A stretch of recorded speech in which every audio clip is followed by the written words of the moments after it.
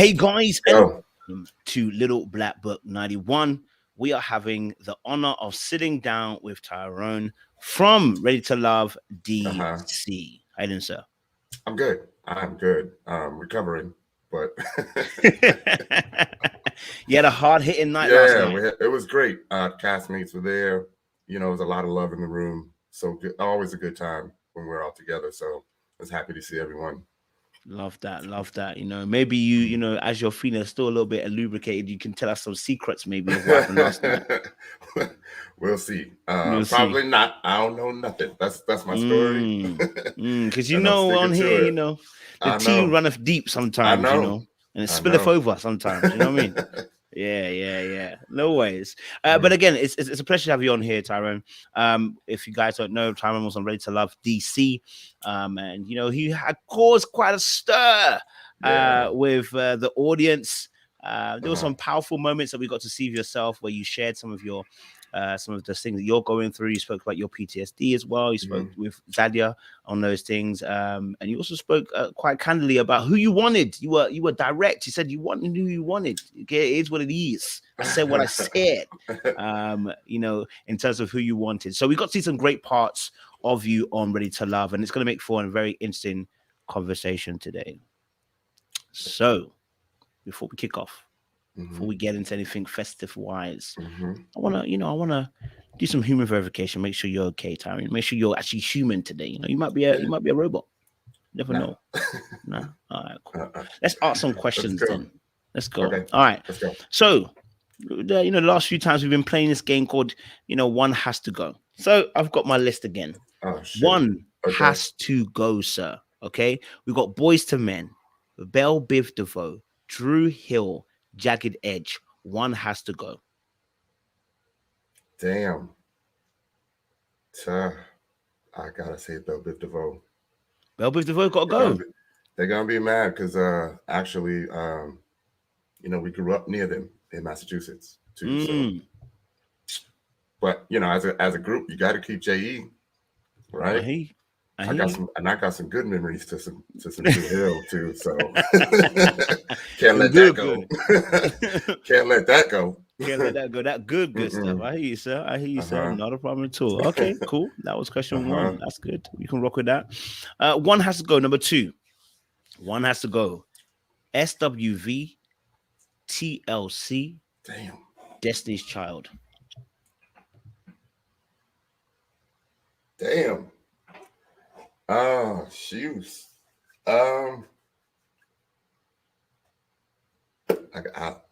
Wow. You know what? Honestly, I think I would get rid of Destiny's Child. That's a tough call, but yeah. Okay. I gotta keep the other old school. I'm old school. Skylar, I respect that. Any memories of SWV or any memories of weak? Hell yeah. you want me to say it in front of all these people? You ain't gonna test the whole story, but that's what you see is any memories there stuff. Oh, hell yeah. Hell yeah. Okay. So there's emotional attachments there. I hear that, sir. It's real. All right, cool. One has to go. One has to go. Okay. Aaliyah, Janet Jackson, Brandy, Mary J. Blige.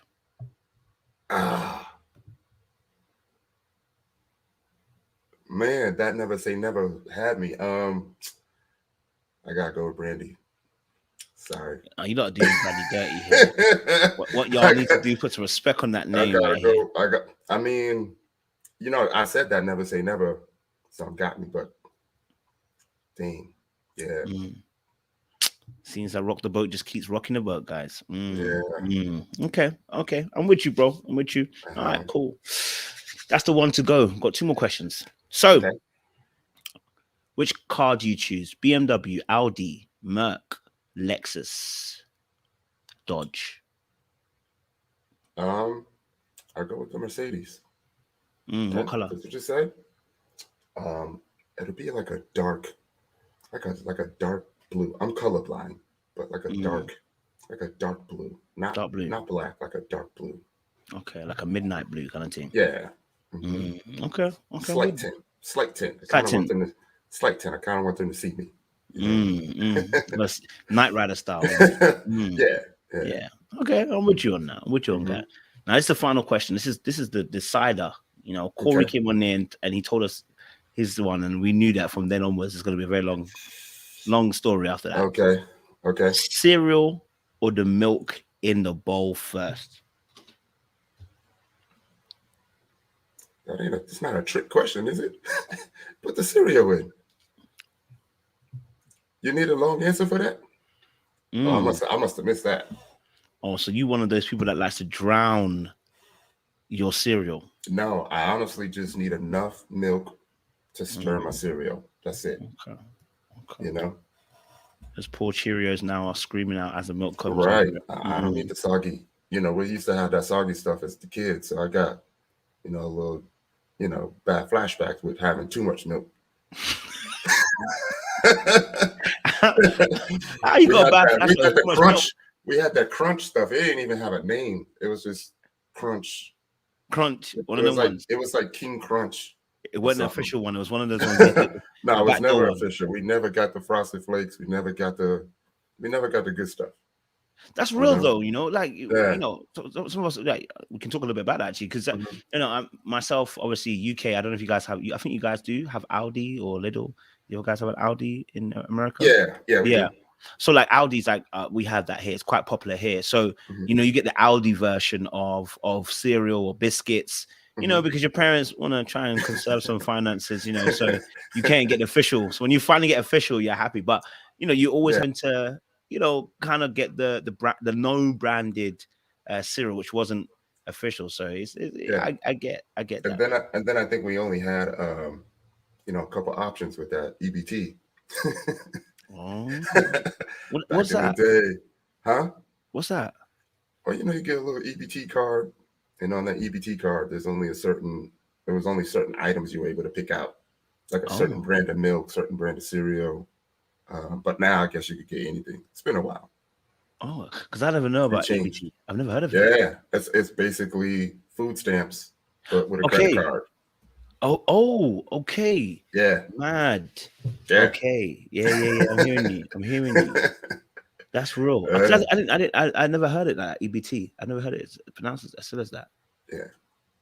I'll be learning everything every day, because obviously in UK we our thing is for instance, you may get benefits. So like the state will provide benefits, but you won't get necessarily allocation necessary for food. They will allocate your finances during the course of a month or week, and you got to handle that money how you handle it. So it's similar. It's similar. Oh man, we just try not to spend it all on lobster and steak. I hear you on that one. We'll talk a bit more about that. We'll come back to that, because that's an interesting kind of conversation to have as well, and gives a bit more insight into how you grew up as well. I always like to ask this question as well. I mean, we know you as Tyrone, has been on Ready to Love, DC, but who is Tyrone, and what is his story? Wow, it's touching, because I actually had a moment on stage at a keynote. And it's in my Instagram page, but on the very first slide, the slide says, "Who is Tyrone Wilson?" Right? And then I listed out some things. It was about 4 or 5 bullets. And then at the end of the presentation, after I was tearing myself down, building myself back up, the slide came back up again, and it said, "Who is Tyrone Wilson?" And I remember being on stage looking at the slide, and then I had a moment. And I was like, Tyrone has been through a lot. Tyrone has done some things and accomplished some things in his life. But overall, I would say Tyrone's he's a good guy, lives a selfless life, truly genuine about helping others, doing the right thing. I feel like the hard times that we've had, or that I've had in life, made me who I am today. And I wouldn't change that at all, because I'm here. And I always say God didn't put me here to fail. So come on, let's get it. Love that. Love that. And amongst that, you kind of even gave me a question literally that I need to ask every person now. So thank you for that inspiration. What would you say then is your greatest achievement? My greatest achievement? Yeah. My daughter. I don't even have to think about that. Wow. Yeah, my daughter.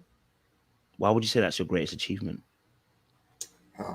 My daughter's the shit. I don't mean I don't Mm. even I don't know how to say it any other way than that. So, you know, a lot of the things that I do is for her. I don't know if you can even see it, but you know, aside from the tat, you know, I always find ways to send a shout out to my daughter. You know, her name is in my company logo. You know, her name is in the student certificates. You know, in binary, but you know, I always try to find a way to say hello to her. Mm. Mm-hmm.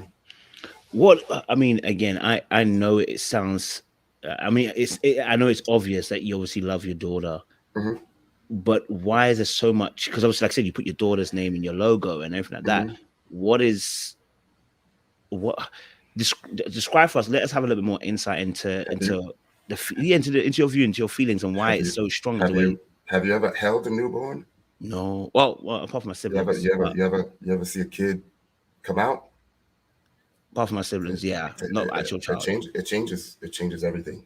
Mm, You know, there's times in your life where you're like, I'm not going to die for that, right? mm, But when you see your child, like everything changes. You're like, I would die instantly for this little individual right here.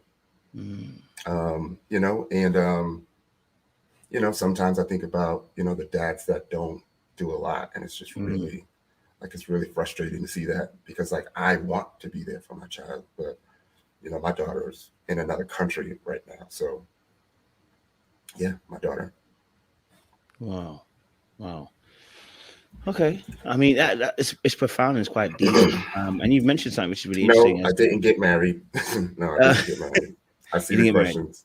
No. Oh, okay, yeah. No, no, I mean, it's profound because I think and the reason why I asked that question was because, like I said, I think this is the way you speak so fondly. And listen, most fathers Mhm. every father who's present and loving their child will speak fondly. But I think the way you spoke about it was with a little bit of depth. So I'm trying to Mhm. find out maybe to help us kind of fully understand the story and behind it. So you said obviously your daughter's in another country. How Mhm. hard has it been for you then, just trying to be able to maintain that relationship and keep that bond going? Honestly, that was the one of the biggest sources of my anxiety.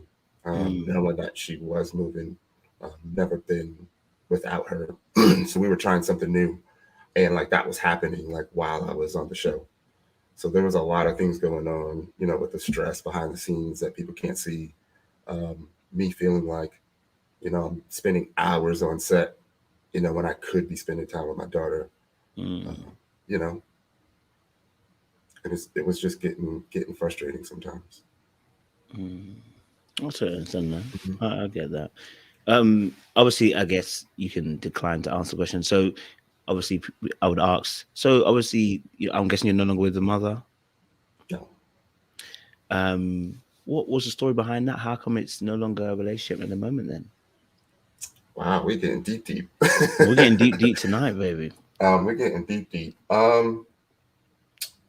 You know, I would never call my daughter a mistake, right? Absolutely, Never. I know it takes two to make that happen. It wasn't quite the plan. You know, I accepted my responsibility as being a father, love that. um, and the transition. I guess the transition from me being, you know, with the mom on a regular basis, and then once she got pregnant, like everything shifted, and I was just 100% about my daughter, and you know, I guess you could say 0% about her because we weren't Mm. really together, if that makes sense. It was like a how do you call it in DC? A fringuation ship.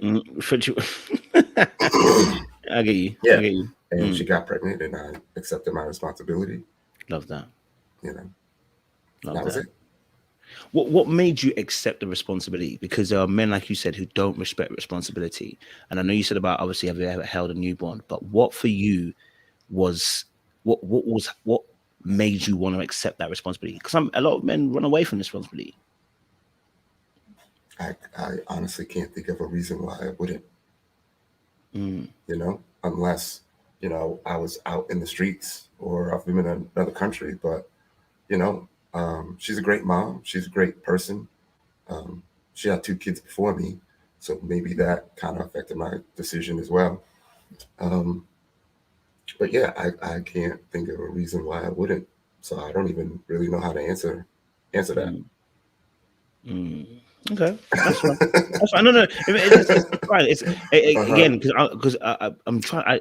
I'm intrigued Hmm. because again, you stated something which is again so obvious, but it's not obvious because a lot of people don't do that, right? For Yeah. instance, when you're saying you felt yourself being responsible, did you not feel fear? Did you not feel like I want to run away? Like, did you not feel like what made you so studious that I said I'm going to stand here and I'm going to be responsible and look after my child? No, in all honesty, I left it up to her, and I said, whatever you decide, I'll roll with it.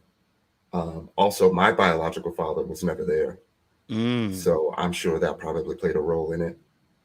You know, I refuse to ever be like him. I refuse to not ever be present. So I'm sure that had something to do with it subconsciously. And it's a good segue you've taken us to. We're Tell us a getting little bit. deep, deep. Yeah, deep, deep. I told you I was going to take a different way to how we went Oh going. man, yeah. Uh-huh. Because we, like I said, we the women on the show Hmm. did speak highly of the connections with you, Hmm. and they were connecting with you. Hmm. But obviously, we couldn't see that because they never showed us that, right? We know Yeah. you're having conversation behind the scenes, but we don't know Hmm. what we're seeing. We can't see it, right?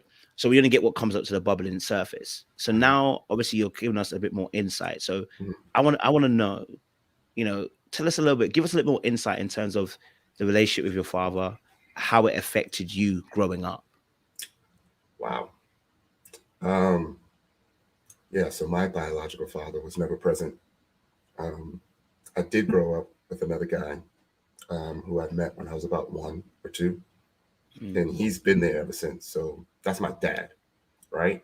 But I lived in a house where, I was the only child with a different last name.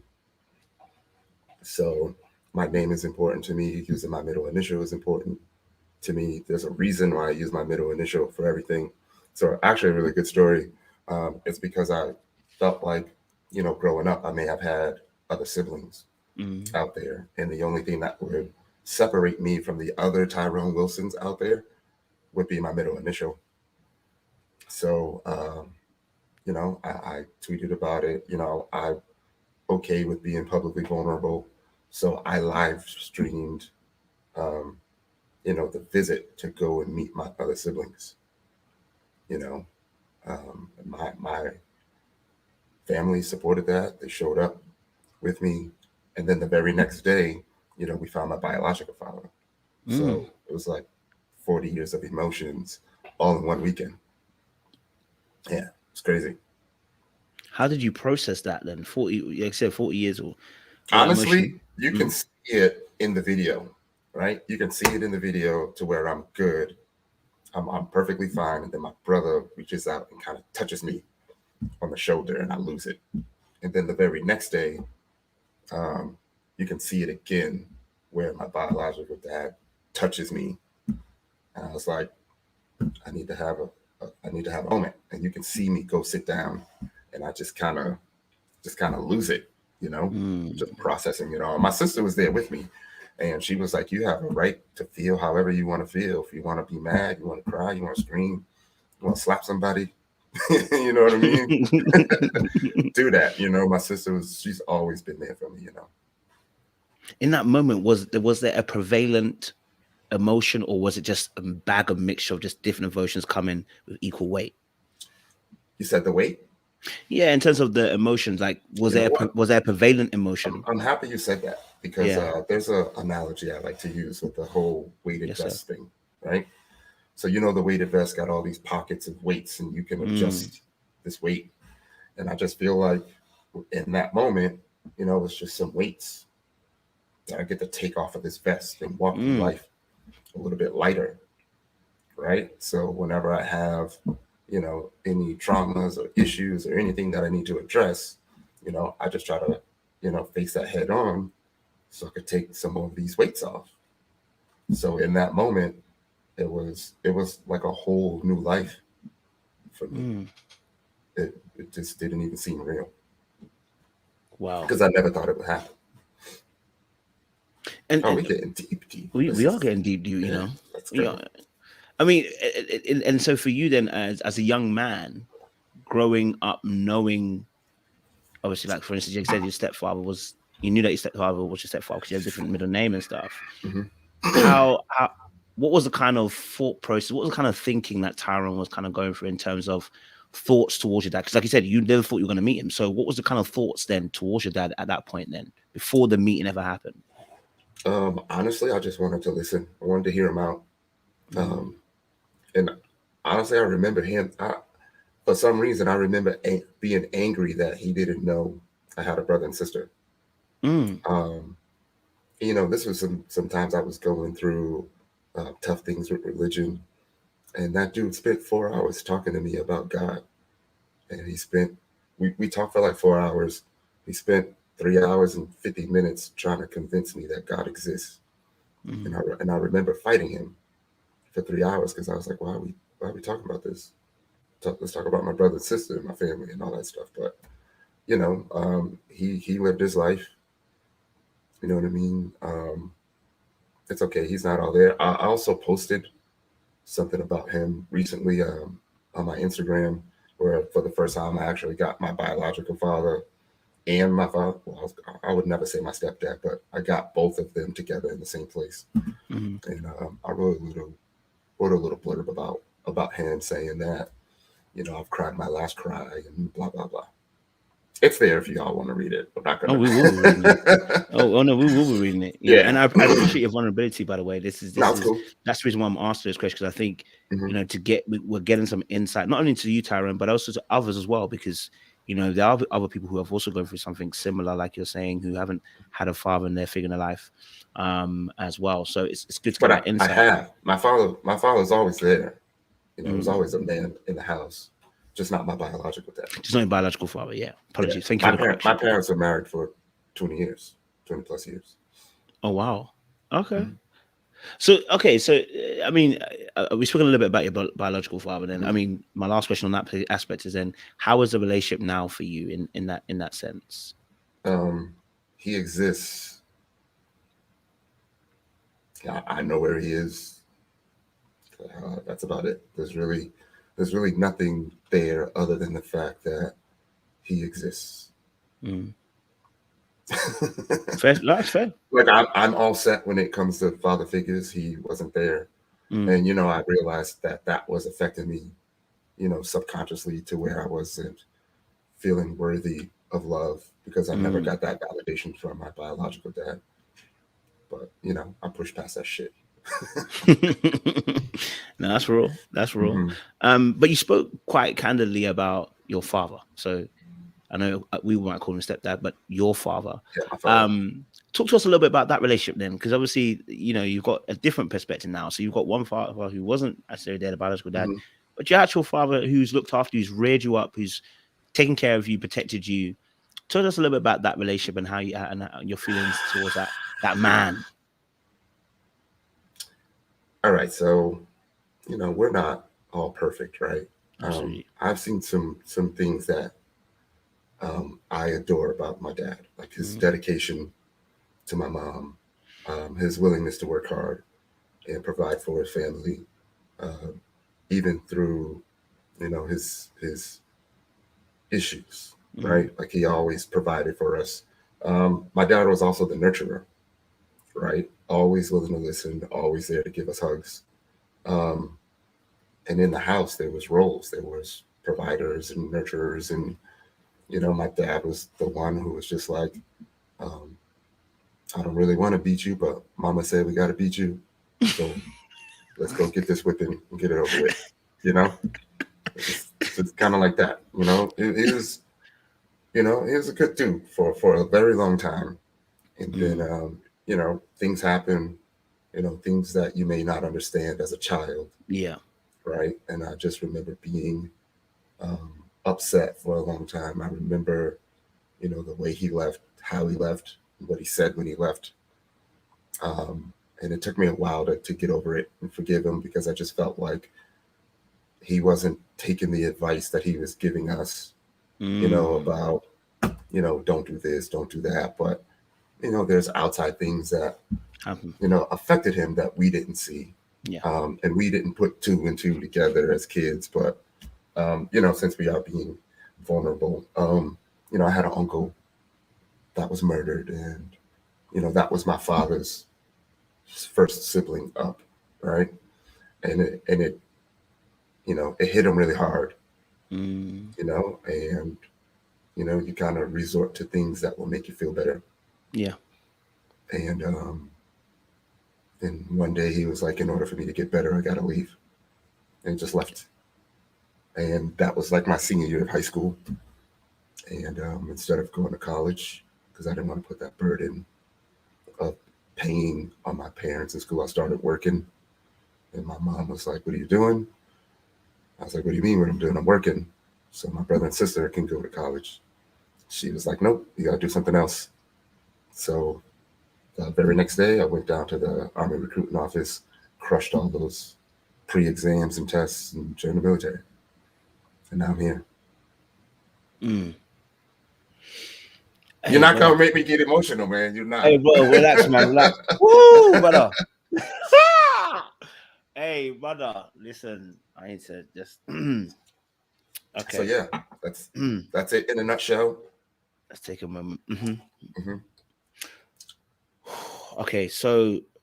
Brother, you're going to making me emotional, bro, today. Okay, so from what I'm hearing, so that's a lot. Even that small back segment you just shared is a lot. You just said, okay, so let's do the first part. You said obviously, so it's we call him stepfather, but obviously father again, just for purposes of understanding. Your dad, yeah. So he also left as well. Yeah. So my biological was never present, but my dad, he left. Senior high school. He came back a couple of years. I mean, not a couple of years, but he came back. I guess I was in AIT, so like 6 or 7 months. Came back, and I just remember seeing him. And I knew I was going to go back to like active duty life, so I didn't say nothing because I realized he's probably trying to work it out with the family and my brother and sister. But one day I came back, I was like on leave or something, and me and him were driving, and I remember saying, "Pull over," and he pulled over. We got out the car. First time I ever swore at my father, I just laid into him, said everything I've ever wanted to say about why I was angry, and just like he is the type of person he is, he just sat there and took it. It was like, you know what, you're right. I had issues, I had problems, and he just accepted it. But still, I find ways to move on, and I realized that I probably wouldn't be here if all of that didn't happen. And the military gave me a good life, gave me a lot of skills, actually helped give me my business. So I'm not going to complain. I've never been a woe is me type person, kind of person. When you mentioned, because obviously you told us obviously that, instead of going to further education, because obviously he had left, you rerouted. And so you said obviously you went into work because then you wanted to, so you took actually a mode of sacrifice to allow your siblings to go to education. I mean, tell us a little bit more about that, because, bro, that's probably what actually sent me over the edge. I'm not gonna lie. So you gotta understand that family is important to me. They were all I had, right, at the time. Like my brothers and sisters, all I had. So if you know me, I'm willing to take an L for other people to be successful. But if it's my brother and sister, there's really nothing to debate about, right? Again, I really don't know how to answer that, but that was the goal, to see them go to school, because I, at the time, they feed that to you: go to college, go to college, go to college. So I wanted to see them go to college. But why didn't you want to go then? I mean, I know that the burden of finances, but why didn't you think maybe if I go, then I can help, in a little bit later on? Why did you think honestly, that? I felt like if I go to college, that is another 4 years that my family doesn't have any financial support. Right? I'm thinking my dad's gone forever. Yeah, of course, Right? So I was like, forget him. We're still gonna have a good Christmas, everything. But to have them do like 4 more years of no one in the house, no nothing. I just didn't want to. I didn't want to see that. So you took a burden on. That's real. Yeah. That's real. Ooh, that's real, bro. That's real. So, you know, in that sense, I'm getting a bit more insight, and I'm hearing you. So, you know, your natural inclination was to step up, you know, and stand up in that moment and say, hey, look, I'm a support the family. I'm gonna take it L, like you said, you know, and I'm gonna earn and pull through the family for this moment, you know. Okay, I'm getting you. I'm hearing you loud and clear. Okay, so all right, so why military then? Why the military? Why did that route? I had 2 uncles that were Marines. Okay. Kind of talked to them about it. I knew what I wanted. I knew that the military would have provided me benefits, you know, a solid foundation, discipline, you know, all the things that you need, you know, as a young man. Got to travel, spent 2.5 years in Korea. Don't worry. Oh, we're gonna get you to sing that song again. Yeah, so I really can't complain. You know, I can't complain at all. You know, I mean, I missed out on the college life. You know, I missed out, you know, on the Greek life. You know, there were some things, you know, about that I would have wanted to experience. You know, HBCU, like I would have wanted to do all that. And I know it's not too late, but I've accepted that that's just the way my life went. So for you then, how long did you spend in the military, by the way? I don't know if you said it, but I might missed it. Over 20 years as a active duty, you know, reservist. So when you were going in, did you have in your mind what you wanted to, what department you wanted to go to, what you wanted to do in the military? Funny story. So I crushed all the tests, right? And come on now. My options, I had unlimited options. I told them I wanted to fly planes, I wanted to do something in tech or computers. Then I took another test, and they found out I was colorblind. Oh, so you really are colorblind? So when you're saying it, okay, mad. So my options dwindled down to 2. So it was either going to be a laundry and bath specialist or a radio operator, maintainer. And I was like, you don't have to tell me what a laundry and bath specialist does. I don't even want to do that. And I chose to go communications. But it was like 1996, right? I joined in 96. And the communications section essentially turned into a help desk because that's when everyone started getting computers. And then after I did my first 4 years, I applied to be a help desk supervisor at a law firm in Boston. Didn't think I was going to get the job, applied for it anyway. Kind of find out 4 out of the 6 people that interviewed me were former military. And my first job was being a help desk supervisor at 22 years old. Wow.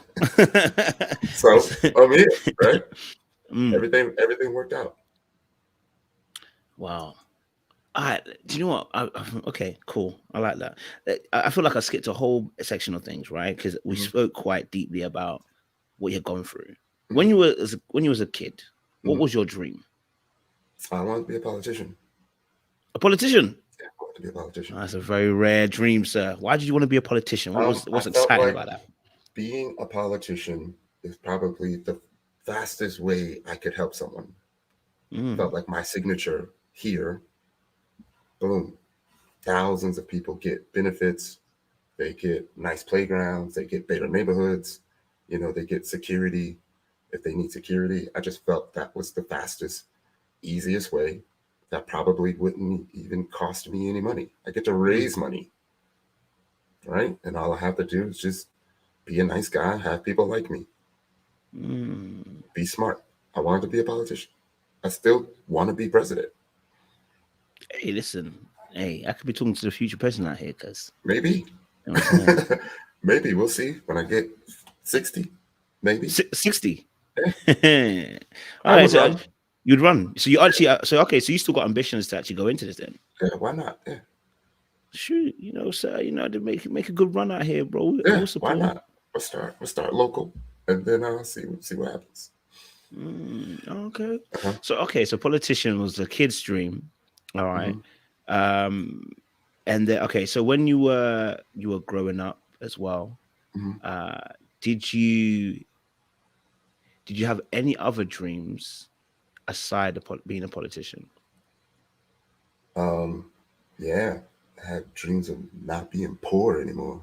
Mm, okay, talk to us about No, that. no. Honestly, Crunch. honestly, I always say my parents' greatest trick was not letting us know how poor we really were. Come Right? on now, trust me, They bro. they did their best. You know, with That's real. the minimal amount of education they had. My That's real. father's dyslexic, Okay. so he's still upset that he was able to graduate and he shouldn't have. Um, my mom, you know, great got her GED like 20 years after high school. So, it was to a point where, college wasn't really pushed on us because my parents never experienced it. They Mm-hmm. wouldn't even know where to start, you know? Um, and then also, we were, I felt like I was the only black kid in my school, right? Mm, So we were like the poor black kids in the white neighborhood, if that makes sense. it So does make sense. even my senior year of high school, I was one of 6 black kids that graduated. So, parents, they want to do what's best for their kids. Absolutely. They want to move them away, but they have to understand that it's a lot of trauma, right? So all my other black friends, they weren't in the accelerated classes that I was in because I was one of the smart ones. Mm, So there's a lot of times in class where I'm just by myself, right? So being by myself is soothing, right? I'm okay with it.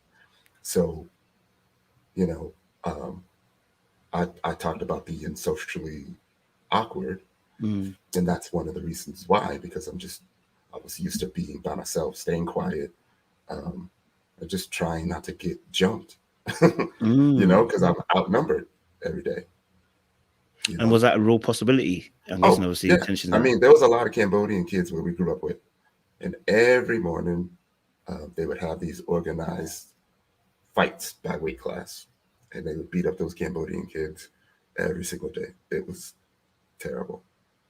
So me and a couple of my friends just had to stay cool, keep quiet. And this is during Rodney King, all that. So it was like, race wars in all the schools. It was bad. Mad. How were you able to? Were you able to dodge a lot of these fights then in the end? Some, you know, some. But for the most part, like, I would consider myself pretty popular, right? I mean, I Mm, was a class officer in high school. okay. Um, people like me. Of course, I was. I, I always joke about this. I said, of course, I was the most athletic one. Mm. Had to be. Had to be so. uh-huh. Yeah, fastest one in the school. But just learning how to read people. Learning how to assess the situation, read the Yeah. room, and just kind of just stay out of that trouble. Mm, yeah. No, I'm not still traumatized. No. But in all honesty, like there's things that affect you. There's things that have Absolutely. affected you in Yep. your life that And it won't make you go. who you are today. Exactly. But that's okay. You know what I mean? It's Yeah. okay. And even if you're not okay, it's okay. Yeah. Hmm. No, I'm with you, bro, on that. And you're always going to be affected by things that's happened in the past. It's Hmm. how you grow up, and that's how you move. Because you are made by what you've gone through and what Hmm. you've experienced. So I'm with you on this, man. It's interesting that you talk about obviously schooling and that's again your life, from what we're hearing, has been a constant fight, in a sense. I know that's It's not fun saying though. bad. It's fun though. Yeah, I mean, that's the same. I mean, It's I fun. think for those of us who have grown up in these situations, when you grow up, we don't look at, like, for instance, if someone sees from the outside, they may look at our lives and go, "Yeah, you had it tough, but we didn't know any other way. Yeah, it was This just is what we life. knew. It's just Yeah, life, it's life. and you You're got to either gonna survive." you're either gonna cry about it or you're gonna make the best of it. You know? Exactly. So the mayonnaise sandwiches. Listen, but The mayonnaise sandwiches my, was everything, you know. and honestly, Spirit those little sandwiches. things, it's Yeah, those little things that allow you to appreciate yeah, life even greater when you are in a much better position, if you like to say. yeah. Like you can go to someone's house and they'll be like, "Man, I don't have no food in here." And you're like, "What?" you got you got all the bare essentials: a meat, a salad, a veggie. Let's get it.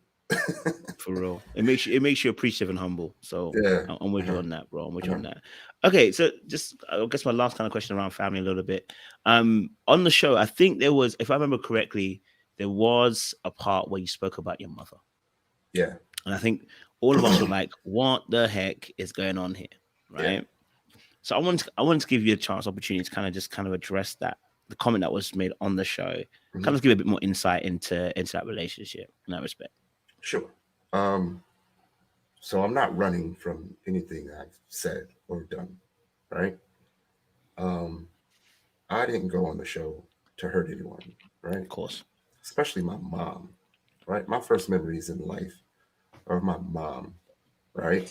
And I wanted to carry myself in a way to where my mom and my family, can look at me and say, like, that's my son. I'm proud of that. And I feel like, and I'm not making any excuses because I understand the medium, right, in which I said it could have been reworded, right? Mhm. Um, but I feel like the editing took that away from me immediately, I hear that. you know? So watching it, I'm just as shocked as everyone else, right?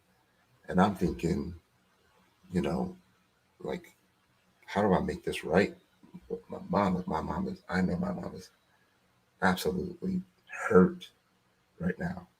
It's killing me. Um, but I said it, like, you can see that if you watch it, like it was one of those candid moments where I was actually Mm. here, like, at the beginning. Um, there's assurances, again, not making excuses, but there are assurances that were made to us about, the level of class that the show was going to portray, Mm. right? Um, so you have some assumptions that when it comes to the final edits, um,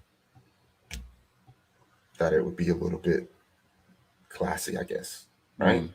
Um, but again, in that moment when I'm going through the show, you get to see me like living all of my traumas and pushing through all of my traumas to make me a better person, to make my family better, to make my future wife better, because now I have all of the answers and you are literally seeing me go through it all. So Mm. yeah, I mean, I see some of the comments and me looking bug-eyed and stuff. Um, they can edit that out, right? They know what they're putting up there. They know what gets the people talking, and it's just, you know, I guess the castmates are being vulnerable for the entertainment of strangers, and Mm. we have to accept that, right?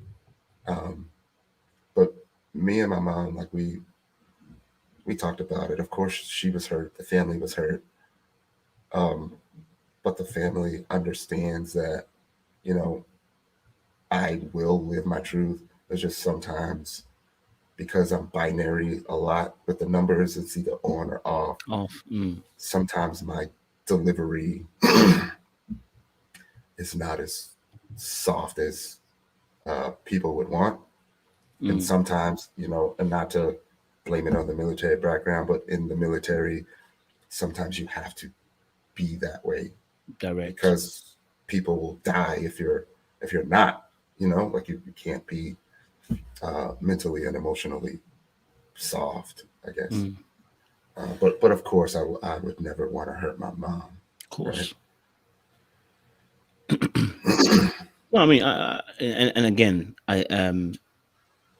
for me, for perspective, the truth is the truth, and sometimes the truth just can't be edited in a much more nicer way, right? Mm-hmm. How do you tell that particular truth in a nicer way? It's kind of difficult to do that because it's quite a harsh reality of what happened. I guess. Right. Yeah, go for it. Yeah, go for it. Right. So like during that whole time that everyone's seeing me, like I was literally, beating anxiety, beating PTSD, and then I actually started doing research, trying to figure out why I am the way I am. Like why am I 44, and not really thinking about marriage. Why is it so easy to let a relationship go, right? Why is it so easy to just move on? So I just started thinking about, my life and growing up, and starting with the main pillars of my life. My mom. I have seen some things that made me not trust women. And then on my dad's side, my biological dad, he's not present. So now I'm not feeling validated. I'm not feeling like I deserve love.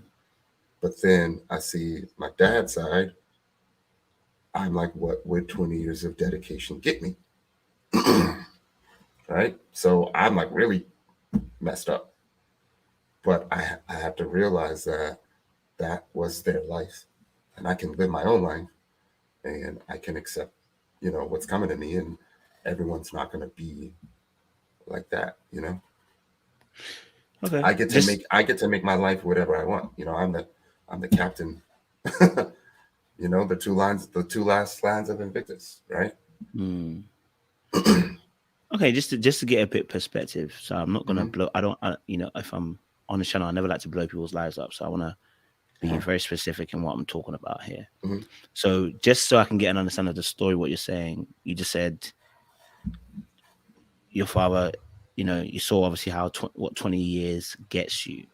Are you saying, without going too deep into any details, that what you mentioned on the show was happening during the process of the 20 years? No. That's okay. been gone. My parents have been separated for over 20 years. Okay, so this has happened after. Yeah. Oh, okay. So okay, here we're saying. So this happens after, and that's what you say. It makes you feel like you don't trust. At the time, it wasn't allowing you to feel like you trusted women. Seeing that. Yeah. So I'm realizing that growing up, there was things that I have seen growing up. My parents were separated 20. They were married for 20 years, but then also separated for 20 years, right? But you don't realize that those things are affecting you at a subconscious level. Absolutely. Right? Until you take a step back and you think about it and you do some research on who you really are. And then you accept who you really are. And then you try to make yourself better. So people were watching me during the show go through it all. Like you are literally watching me, live out my truths and fight through it all, I hear you. I hear you on that. I get you. Okay, so obviously talking about subconscious level, talk to us a little bit. Okay, so how was your dating life then? So all of this affected you. I know as men, all of us have those things. What was your dating life like before the show? What was your dating life like? I live in DC. I've been here about 16 years. If you're decent looking and you're doing well professionally here in DC, you got a little bit of confidence about you, you could do well. You did well. Yeah, you can do well Mm, out here. okay. You know, we're on, in all honesty, we're spoiled Mm. out here. Um, so I have no complaints about my dating life. What then? Okay, so what would you say was your longest relationship then? I've been in multiple 3-year and 5-year relationships, Okay. multiple. Um, you know, you try it and it don't work. You while out for a little bit, Mm, try it again, don't work, while out for a little bit, I hear you. try it again. You know, I've never given up. You know, I've tried, you know, different things to try to figure out what love is. Um, Met some great people along the way, and it Mm. just didn't work out. Looking back at maybe some of those relationships, why did it? Someone said Courtney's sister in Yeah, it. that stinks, man. Like it really stinks. Because you know, I see the comment about Courtney, um, you know, and people comment about, you know, how I was able to make my decision so quick, but people don't realize that, um, you know, my options weren't the same as everyone else. Of course. You know, I did date Courtney's sister about 10 years ago, Mm. so Courtney was out. Yeah, already. Um, So you're one down. yeah, I walked in the building down one, and then after night one, I'm down to 8. Mm. Right? So if chop that in half, you know, there was another person who was focused early, right? I am not gonna say no names, but she was focused early. So Of now we're course. down to 7, We know. right? Hmm. Um, and then I adored all the ladies on the cast. Um, my daughter's mom was from New York, so talking to Aisha felt like, you know, that was all coming back again. Um, and then you know, I feel still feel like I've made a lot of connections, but you know, when you're in it, you're spending the whole time analyzing everyone, and I wasn't in it for the show, right? Or Mm. else I would have just kept quiet on elimination week, right? That's dumb, right? Um, so, but they don't show that, right? Me and Courtney had a really good date. Me and Courtney talked about that, you know, on camera, but they don't want to show. For some reason, they're not showing the These bits of people conversations. Yeah. as a person. You know what Yeah. I mean? Like Courtney's a great person, comes from a great family pedigree, but they don't show that about her. You know, um, and we just got to deal with it. You know. Mm. No, I hear What that. question? Hold on. What question did I deflect? Uh, no Yeah. way. We'll go back to it. Don't worry. Oh. Um. So, because also we're talking about relationships, what Uh-huh. if you look back? Mhm. Why do you think those relationships ended? Like, if you look back and you can kind of analyze it, why do you think those relationships ended? Honestly, like I was in one. That was a really good one too. I was deployed. I was a good dude, and they make fun of me for for being that good army dude, but Mm. they didn't know my life. You know, my ex was disabled, you know, with MS, so I'd go home for lunch. I would go home after work. Um, you know, hair, nails, cooking, piggyback rides, pushing the wheelchair. You know, I was doing all that, and then you know, it just got really bad, and sometimes a person will say things that you know you can't recover from, Yeah. right? Like, I hate you. You know what I mean? And Mm. you know the arguments get worse. Yeah. Admittedly, you know, um, I wasn't realizing how my PTSD was affecting me. Mm. I wasn't realizing how, you know, leaving a relationship would be all right. Well, not necessarily all right. It was just a situation where I felt like I could recover, right? Yeah. Kind of like being poor. Like, I've been here before, Mm. you know, I'll get it all back. um, so yeah, relationships end, right? It's not like it's a good thing or a bad thing. I believe one ended while I was deployed, and just the distance and the time, she just kind of grew apart. We grew apart. Mm. What would you say you were looking for then in a partner? If you were dating, what were you looking for? At the time, Mm. honestly, um, and I always say this, I felt like I was looking for perfection and didn't know what perfection looked like, but I wanted perfection. But I realized, perfection may not exist, Mm. but perfection for me could exist, right? So Mm. now I just stop looking and I'm just willing to accept what's meant for me, Mm. because like I said, God didn't put me here to fail. Mm. So let's get it. Mm. Okay. Mm. All Yeah, right. I All right. like if people, I'm seeing the comments, I just want to let them know I'm not running from nothing. Let's get Oh it. no, you don't run. Trust me, bro. Don't worry about that. Uh-huh. Listen, they will have so many different opinions, bro. Yeah, I don't I feel like a run. understand. If I thought you were running, I would have pressed on the Uh-huh. question again. So don't worry. I Uh-huh. don't think you're running at all. Mhm. Okay, so that happens then. Okay, so you've been through a few relationships. It's not worked out over the course of time and getting deployment. Like I said, you were someone else who wasn't Mhm. really great. Um, you said obviously looking for perfection as well. In Mhm. in a particular partner, and you realize that's something that you can't be doing because no one's perfect. Love that. Okay, yeah, go for Mhm. it. You want to go for it? No, no, go Oh, ahead. if we want to say something, okay. Um, and so then obviously, like you said, you're sport in the DMVs, Yeah, right? yeah. What so what then becomes the issue in the dating field then? Because obviously, like I said, if you've got a little of picking, what why is it not working out the way you want it to work out? What would you say at the moment that it's happening that it's not working out the way you want it to work out? Because there's a lot of options. If we were in Utah, we'd all be married right now. You know, Mm, if when you have a lot of options, you yes, always feel like you can do better, this is true. right? This is very Um, true. so when it's good, you're like, yeah, this is great. But I could have. Yeah, so you get kind of greedy and gluttonous, This is very true. right? Um, but now I'm realizing that if you're happy now, Mm, just stay happy.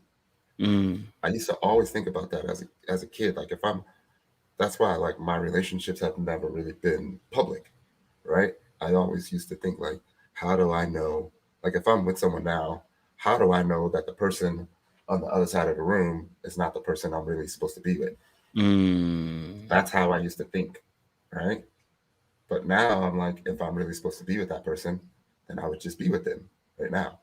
mm, mm. How did So you get to that place to think that? just growth, man, just growth. Um, Realizing that first, I'm not perfect, right? So why am I expecting perfection, Mm, right? But there may be someone who thinks that I'm perfect, right? mm, Um, and just accepting who I am, accepting that I've had, uh, I guess you could call it an alter ego in the past, mm. and just realizing that that person is me as well, right? Yep. That That super villain. that party guy, that nerdy wild child, like Mm. I can be that and be okay with that. I don't have to hide that. I get you, bro. I get you. Okay. Uh-huh. Okay. So what takes you on to Ready to Love then? What takes you on to Ready to Love? Were you recruited or did you Uh, apply? Honestly, a friend sent me the casting call on Okay. Instagram on April Fools, on April Oh. 1st, and Oh. I thought it was a joke, right? Mm. So I've been on casting calls before. Um, I might have done a little runway with my shirt off if you want to see my IG. Back in the day, I'm trying to get it back. So I checked it out, filled out the application, sent in a couple pictures, and they contacted me the next day, Wow. and I had to be quiet about it because you don't know if it's real Of or not. course. And then as it started to get more real, you know, I had to start being honest with the people that I was talking to in mm. friendships with. Mm. And then slowly but surely, you know, I had to say, hey, Mm. I'm about to be on the show.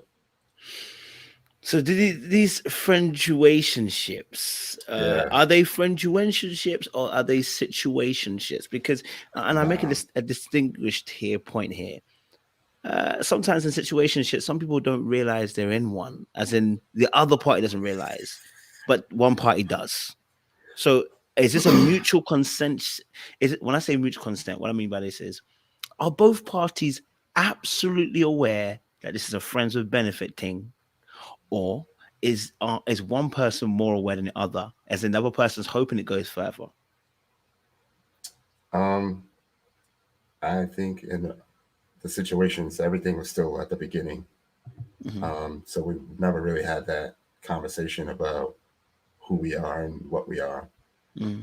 Um, in one of the situations, we weren't even physical yet, Okay. but we, I don't know, have been in the past. Uh, and then the other was just, I mean, it wasn't a lot, right? And then the other was just, yeah, we knew it wasn't, you know, we weren't, you know, serious, if that makes Mm. sense. Mm. Hmm. Mm. Okay. So a little. Okay. So a little. Uh huh. A little gnarliness up in here. Uh Okay. huh. Mm. Okay. Okay. Okay. Uh huh. So for you then, going on the Hmm. show, like I said, you had to lock off some of the friendsituationships that you had. You had to lock them off, right? Got to let them know that you're now going into a more serious situation where you're going on the show, right? Uh huh. All right, cool. So you're now on the show. Yeah. You know, you're now on Ready to Love. Hmm. You know, did you have a strategy? Did you have something in mind how you were going to go in? Did you have a Yeah. thought process of how you were going to be when you're on the show, etc., etc.? Yeah. Exactly. Yeah. I was Mm. gonna be, I was gonna be the most honest that I could be. Um, you know, I wasn't planning for Friday, right? I was planning for forever, right? And I felt like in order to make that happen, you know, they have to get all of me, right? Flaws and all. We need to have those conversations so they can digest it all and you know, and actually realize if I am the one that they would want. And I Mm. felt like I wanted to do that early. Um, so ask me the question one more time. I just want to make sure I give Yeah, you the so right like, give did you you the have right a, answer. that's fine, that's fine. Oh, my Did you have strategy? strategy? Yeah, Yeah. yeah. So over time, like I said, we're evaluating, and the conversations, you know, are not normal conversation, right? Time is different for us. Um, like you're seeing a date, like our first date, but you know, it's been hours and of conversation and days, right? You're just not seeing the TV. Mm. And my strategy was to be honest. I didn't want to be caught out there, you know, at the reunion, you know. Looking suspect when they ask Yeah, questions and stuff like that. Yeah. I wanted, you know, I wanted to be like who I am. I wanted to be a stand-up guy. You know what I Mm. mean? I was trying not to, you know, move according to how the fellas were feeling. So it might have, you know, admittedly been a little standoffish to the fellas, right? Where I wouldn't really talk to them unless we were in the same room. But a lot of that has changed now.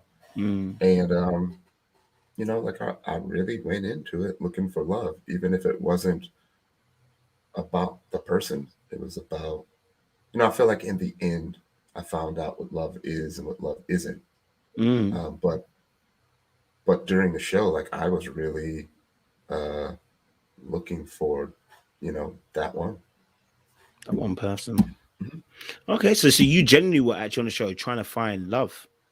Yeah, that was literally the last thing Tyrone Wilson needed to figure out about himself Mm. is the love. Can I be okay with trusting, right? Can I be okay with giving myself To someone. to someone, right? And can I be okay with believing it when someone says that they do love me. Like those are things that I needed to get past.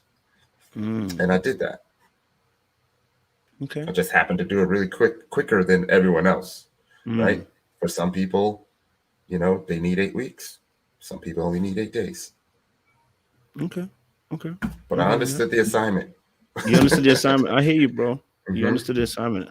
I'm just gonna change my camera. My phone is gonna die in a second. But okay, so who was your first? Who when you got there first? Who was your eye first on? Sabrina. Yeah, Sabrina. So there was a lot of nostalgia there. Like I lived in Korea. I grew up in Korea. And Sabrina's beautiful, right?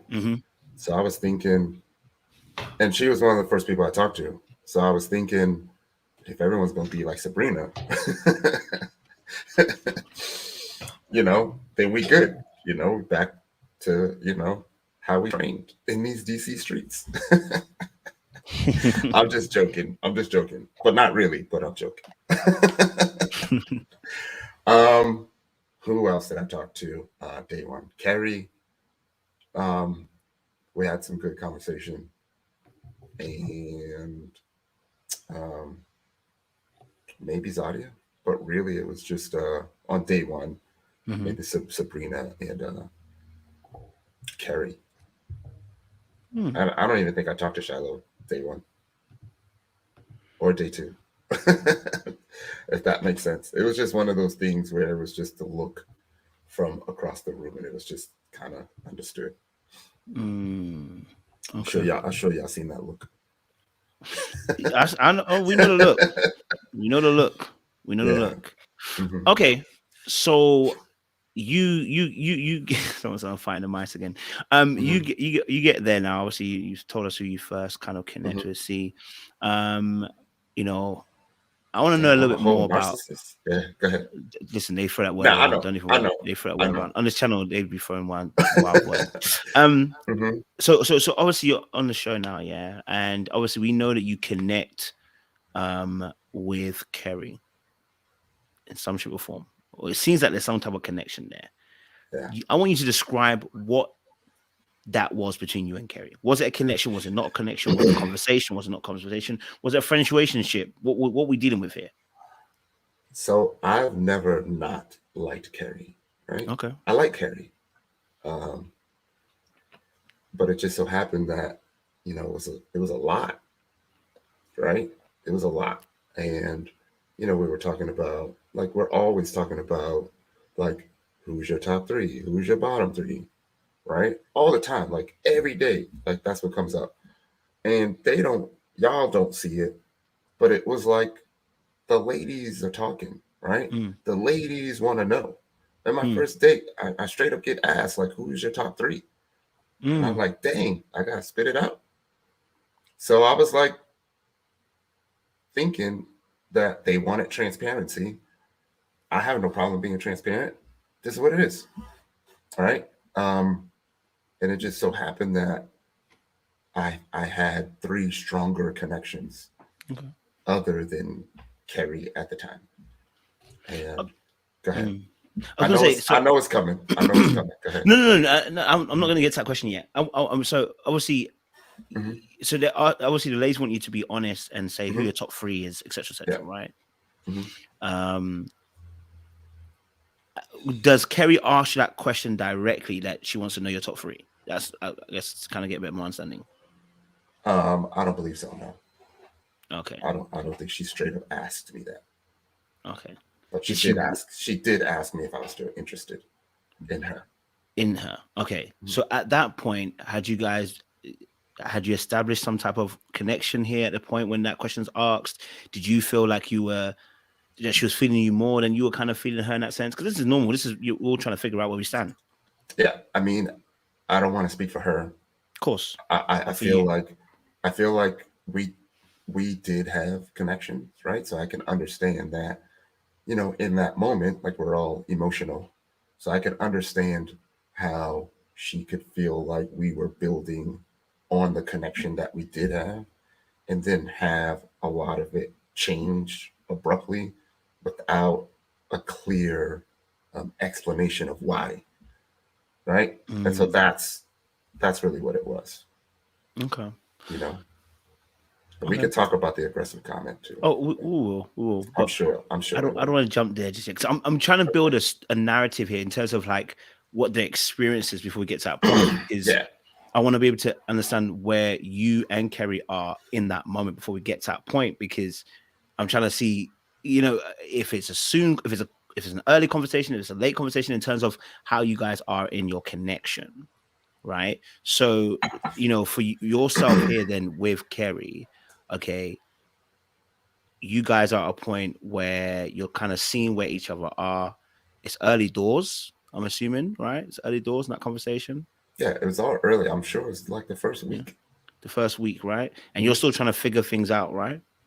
Mm-hmm. Okay, so you're still trying to figure things out. You mentioned obviously with that that conversation that, you know, you obviously had seen that you had kind of done like a recon. You've gone back into your Of mind and course. reviewed it. Talk to us about that review then. When you said you were pointing out things, Mm-hmm. you said you saw X, Y, and Z. That's what made you make that conclusion. I want you to kind of give us the insight that you saw, but you have a bit more time because we're not going to edit No, it. I They're going have to see it. I have plenty of time. I have nowhere to go. Yeah, beautiful. Right? This is actually pretty fun. So like you're thinking about yourself, right? Yeah. You're thinking about the things that you like. You're thinking about all of your past relationships, right? Mm. So physical attractiveness. These are things I'm thinking about. Physical attractiveness, compatibility with my daughter, right? Compatibility with me, you know, and being able to um, you know, understand me and feel for me, right? Compatibility with like friends, you Mm. know, your goals, your drive. What are you doing professionally, right? And Yeah. remember, like it's 10 different conversations that you have, and you're still trying to remember all these The things about conversation. all Yeah. of these people. I So agree. some of us really kind of was like keeping a list of things Understandable. just to remember names, right? Yeah. Um, and I just kind of settled on a top three. And it was Mm. like, if I'm going to accomplish what I came here to accomplish, I want to be focused. And I told you I didn't want to be caught out there. And I felt like the one thing that I did owe the women is the truth, I agree. right? And in this process, um, I'm not really supposed to be uh, responsible for how they feel about the truth. Of I'm course. just supposed to give them the truth. Mm. And I felt like I was doing that. So, like I said, the truth may not come with a great explanation that you want to hear, Yeah. but in the end, it's the truth. Which, no problem at all as well with that. I think, Mhm. like I said, some truths are going to come out and it's never going to be pretty. Just to redirect it a little bit, I wanted to kind of get your observations, Uh-huh. because you mentioned that you had seen X, Y, and Z from Kerry, and that's how you came to a particular conclusion. So I wanted to kind of see, without maybe without the editing taking out some of those responses, what were you seeing that made you made a certain conclusion around Kerry? As far as Obviously, as far as like, for instance, when you mentioned seeing her kind of when you got someone else's number and it looked a Mhm. bit like she was kind of feeling some type of way, etc., etc. I want you just kind of give us some of what were you observing? What were you seeing? All right, so there's a lot of things that I see and pay attention to, Mm, right? Um, you know, from the beginning, um, and it wasn't just one single thing. It was of probably like course, yeah, all of it as a whole. And again, I really don't have anything negative to no, say about Kerry. It was just I liked three other people more at the time. So what I was seeing was stronger connections elsewhere.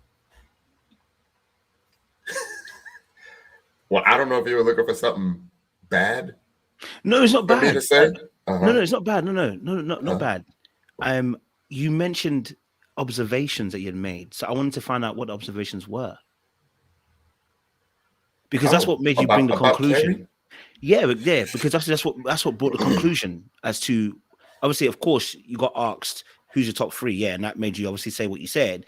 But I'm saying, obviously, you had observations, because that's what you in the show. What we saw was a slight starting. You started off by saying, for instance, you gave an example. I saw you at this point when I was getting some number. It felt like your eyes were on me. Da, Oh, da, I da, said da. that. Yeah, you had some observations. So I wanted to find out what kind of observations you made that Okay. that made you make a conclusion. Do you know what I mean? Since we're being honest. Yeah. All right. So day 2, I think it was day 2. Was it day 2? Day 3? When we had the mixer. Okay, that makes sense. Mm-hmm. And at the end of the mixer, I'm going home, and then I finally see Shiloh. This is true. Mm-hmm. So I'm saying my goodbyes to everyone, saying goodbye to Carrie, saying goodbye, and then like I say goodbye to Carrie, I turn around, and then I see Shiloh.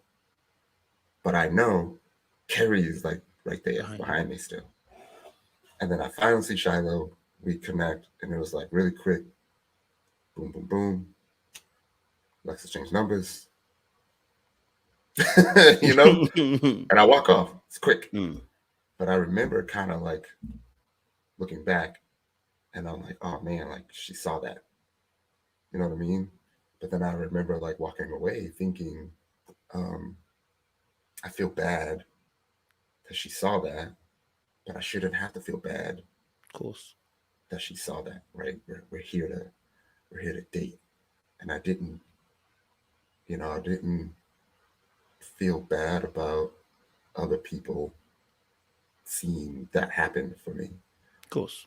So I don't know, maybe that is the thing that kind of put me in a bad spot to where me feeling like if I'm gonna continue to move forward, then I have to continue to worry about how she may feel. Okay. So that's one observation. Okay. Was there any other observations that you had seen that brought about your conclusions? You mean positive?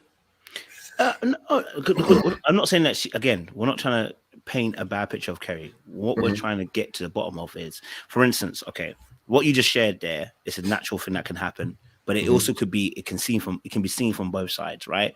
You may be feeling that she's looking at you and thinking that she may be feeling some type of way, but she may not be feeling some type of way, right? You're exactly right. It can go either way, right? So we're open with receiving that from your perspective, it could be also that way. Not You're a problem. exactly right. Then what we're also trying to get grips on is, okay, what were the other observations? Because, for instance, if I say someone is too forward, right? If I say, oh, there's a girl that I'm chatting to and she's been too forward, what I would say is that, okay, these are the examples, these are examples that I observed personally. Now, it doesn't have to be the absolute truth. It doesn't have to be the whole truth. This is your truth of what you've seen, right? So, for instance, if I say, okay, the girl was too forward, and I'll be like, okay, cool. The reason why she's too forward is because when we had a conversation here, in this conversation, she started making some jokes, and I was like, that is not it, right? And then and this situation here, we had a conversation. It was a bit, and I think it's a bit too forward, right? That's what I'm looking for. I'm looking for those observations that bring you to a conclusion. As of now, we've got the one conclusion or one observation of the mixer, which I'm working with. And I'm saying, is there something else that you saw? Because at the moment, other than just at one point, we're not fully there with you yet. So what was a conversation like between you and Kerry? Maybe we can get an understanding. Okay. So, so I feel like any type of explanation will make it sound bad. And I don't have anything bad to say, right? That's what it's feeling like. It's feeling like I need to say something negative that made me switch Carrie off, right? And there wasn't anything negative. It was just more positive here that just kind of shifted Carrie down, if that makes sense. You know what I mean? Like I really don't have anything negative to say, right? I mean, we talked about getting the text message, late at night. Are you still interested? Yeah, that's an observation. That's an observation. So talk to us about the text, because we're trying to build a picture of what you're seeing, because we can't see what you see. and the show edited part of it out. So we're trying to get to a point where you're seeing that. So give us Yeah. that insight. Yeah, give So us that insight. I'm seeing good things. It's all good. All of it was good. Like there's really nothing bad, right? And I know that it's gonna end up leading to the aggressive comment, right? Um, but I also mentioned, and you're not seeing the whole date, right? I agree. You're not seeing the whole date, which is very frustrating. Um, and I addressed it immediately. I was like, dang, I knew I should have said that, right? Mm. But they don't allow me the opportunity to save that moment, right? Because that's what's gonna sell whatever.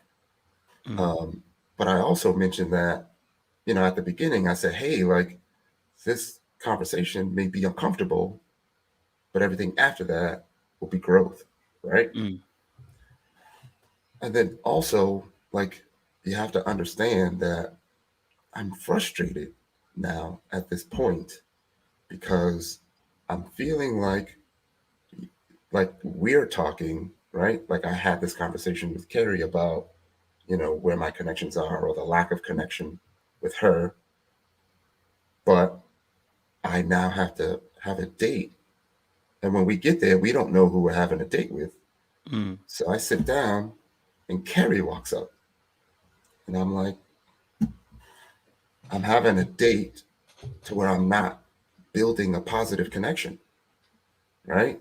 So I'm Mm. growing more and more frustrated during the date because I'm feeling like I'm explaining why the connection is not there.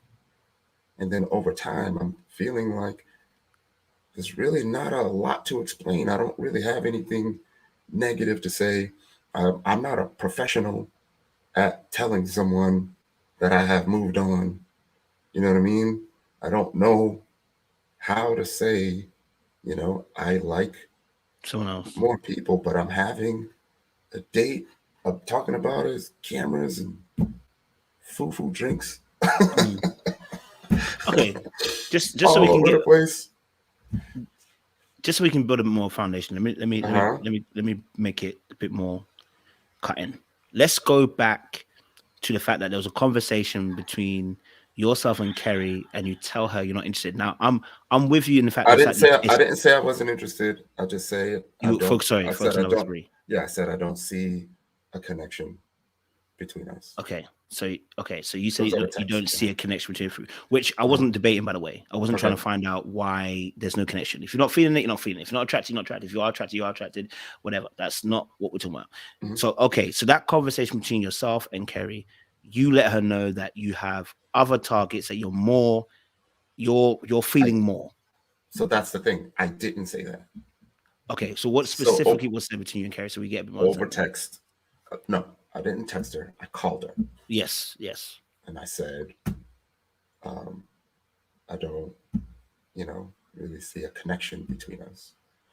And I'm thinking everything's cool, Mm, right? So there was um, some responses about clarification, and I believe I said um, that's cool. that is really not nothing bad. So I was like, I'm finding out that there ain't much time for figuring things out. Mm, Lots of ultimatums are being made early. It seems people want to know what's up so they can move forward properly. And then I said, when you asked this morning, it solidified that thought process. And mm, I finally had my first convo with someone I also liked last night. So I mm, spent most of the day making sure I'm making the right decision. mm, So there was comments about like, why didn't I tell her, right? Um, because I didn't want to rush that decision right mm, away, right? I didn't have the answers right away. And I understand that, the way that it came, the way it may have came out in, the lady's deliberation, and it may have caught her by surprise. I'm not, um, I can't speak for her, but I was telling my other connections because I'm feeling like these are people that I'm going to have a connection with. You're going to confide in the people, and I genuinely felt bad that I Mm-hmm. had to, that I told her that, right? Mm-hmm. And I don't know if the other fellas are doing it. I don't know if the other fellas have done it at all during the show, but I wanted to be the one to say that. Okay. So They want that's me a to bit more. apologize. Yeah, yeah, it's a bit more background. Like I said, there's a bit more background Want me because, to like I said, apologize? they're just No. talking about the aggressive comment. We Yeah, haven't even got there yet. We yeah. haven't even I really said got what I there. said to Kerry. Kerry is the only one that needs to know. Yeah, yeah. Don't worry about them. Yeah. That's what I said. They have their opinions. Now, the reason why I'm saying that is because I'm trying to build up the picture in terms of how we're towards getting to that point. Because, like I said, I wasn't questioning the connection. If you don't have a Uh-huh. connection, you don't have a connection. But I That's not do. questionable. Okay, so you do have a connection. Sorry, if I you have like Kerry. a I greater do like connection. Kerry. Yeah. Okay. Mhm. So you had a greater connection with the other ladies, right? And one of Mhm. them being Shiloh, right? Mhm. You, if I, you can correct me if I'm wrong. You've then let, you've then let, um, you've then let Kerry know that you're no longer interested. I didn't say it like that. Okay. What was the wording in that sense? Because that's maybe why she's not Yeah. getting So it I at guess the the wording time. was is that I don't see a connection Okay, I don't see between a us, connection. That's calm. which makes sense because technically we did have a Okay. So, connection, right? So that's uh-huh. the way. And Go ahead. then when you said that, She was like, "Okay, cool, I understand." okay, and that was the end of the conversation. No, no. Then there was like follow up text messages for clarification, and I just read my response to the Yeah. request for clarification. And then Okay. I'm thinking we're good. Okay. So I'm after, thinking we're okay. good. And then I'm seeing the ladies' deliberation, just like everyone else, saying, "Oh, would like to have a conversation with Tyrone about this." And I'm like, "Wow, I thought we were good. I thought we have moved on." And then that Mm. explains why we had the second date. Oh, okay. So at the I time mean, you that's didn't, why that explains why we had the date. yeah, because at the time you didn't know that. I didn't know. I didn't know anything. Only when you're looking back at it, Yeah. that's when you realize what led up to. Okay. So she says, obviously, in that deliberation, that she felt like you were cold. Da da da da da I da. know. Right. I was called cold. So Right? you didn't know I that didn't before. think I was being cold. I'm Okay. thinking I'm being honest and truthful. Okay. So then, how does it get to a point where you discuss the issue with Shiloh? Oh, I think we were at the pool party. Oh, you mean I'm still talking about the deliberations because Shiloh at the deliberation between the women yeah. I mean intercedes and says, "No, that's not what it is." Da, da, da. yeah, we're talking almost every day, right? We're talking almost every day for Mm, hours. And I'm explaining how I had to have this conversation with Carrie. I'm feeling really, really bad about it. You know what I mean? But I'm trying, to move forward, right? mm, Um, and even then, I have to, explain like, of course, we're having conversations about our top three, and it's just what it is. Like these are my mm. top three. So you let her know that you let her know that she's in your top three, and you also Mhm. had a conversation because I'm trying to get the clarity. Just want to make sure 100%, so Yeah, we don't miss anything out. And then you right. had a conversation with Shiloh, letting her know you felt bad about the conversation you had with Kerry. Yes. Did you ever let Kerry know you felt bad about how the conversation went? Um, I don't think so. Okay. Like it was quick. It was just like, hey, like this is Yeah. where I stand. You know. Okay. I'm only saying that because obviously you felt bad, right? Hmm. But then you never let the other person know that you felt bad. But then you let Shiloh know that you felt Yeah. bad. Yeah. Now, obviously, I'm guessing you never expected Shiloh to obviously then go and have this conversation with Kerry, I'm assuming. Or did you? Yeah. I mean, I don't know what they're going to talk about in the Mm, ladies' lounge, right? mm. So Shiloh took that upon herself. I so the only way that I can explain that is um, if you feel like you're building a connection with someone, Yeah. then obviously you would come to that person's defense, right? And I would want to see someone come to my defense, especially if they know how I'm feeling about it. And I'm assuming that's what happened. Yeah, nah. Nah. Okay. Because she went overboard and actually added to the fire Like what? in what she had said by explaining to Kerry the situation, right? Because you have to deep it from this situation, right? No. I totally get it. I totally get it. Yeah. And I totally understand that I could have provided more clarity to Kerry. I get it. I'm not even just saying you. I'm talking about more Shadow, because if you already felt bad, right? You already felt bad about the situation. You haven't told Kerry that you feel bad about the situation, but you told Shiloh. Shiloh then gets involved in the situation, right, to defend you. She didn't have to. You know what I'm saying? But she added fuel to the fire. She didn't. But if you think about it, it didn't even have to come up. Exactly. Kerry brought it up. Kerry was the one that said, "Hey, I had a conversation with Tyrone, and he told me blah blah blah." Imagine if she just didn't say anything and we just let it go. Yeah, but Shiloh didn't have to say anything at all. You're right. Wait, You're right. did you have a conversation with Zadia? Did you have a conversation with Zadia? I can't speak for Shiloh, huh? Did you have a conversation with Zadia as well about this? Yeah, I did. Did Zadia say anything? What do you mean? In the deliberation with the ladies, did Zadia say anything? I don't know what Zadia said. Well, from what we saw, we don't see Zadia saying anything, right? Yeah. We don't see Zadia trying to defend. And I'm not saying that Kerry didn't interpret their thing being more cold than it actually was, right? Rejection is painful, and it always seems cold when someone rejects you. So I'm not taking that. I'm taking that also into account. I'm just saying that in this situation, I'm not even saying it's you. I'm saying you told Kerry what it was. She has to handle it how she handled it. But in the deliberation between the ladies, someone added fuel to the fire. Because this is probably why you might get a different response when you're now coming to talk to Kerry after, because what she's feeling now is that she's feeling embarrassed. But it's not you, because you haven't told Shiloh to tell her this or defend you in that situation. And Zadia doesn't say anything, from what we see anyway.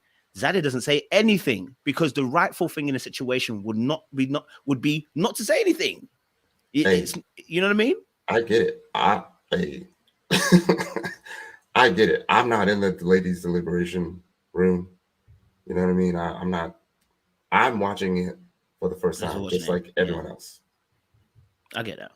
I'm just trying to see, because now I'm getting a bit more idea. So now Kerry's coming to the conversation in a date, which wasn't a date with you two, okay?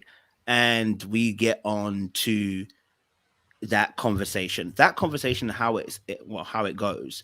Is she still asking you? I just want to get your perspective. Is she still asking you what happened between you two? How does that conversation go? Maybe I should keep it open. How does that conversation go for you? So I guess if I remember, during the date, like, we both understand the elephant in the room, right? So I was just like, let's just get it, right? So I just started saying, hey, like, it's maybe uncomfortable because I'm still kind of thinking about her feelings, and I'm like, it's gonna be uncomfortable, right? But let's get it. And then I made the comment where I should have just said, hey, you know what? I've had some stronger connections here that I wanted to build on. And the date could have been 2 minutes, right? Or that could have been a phone call, right?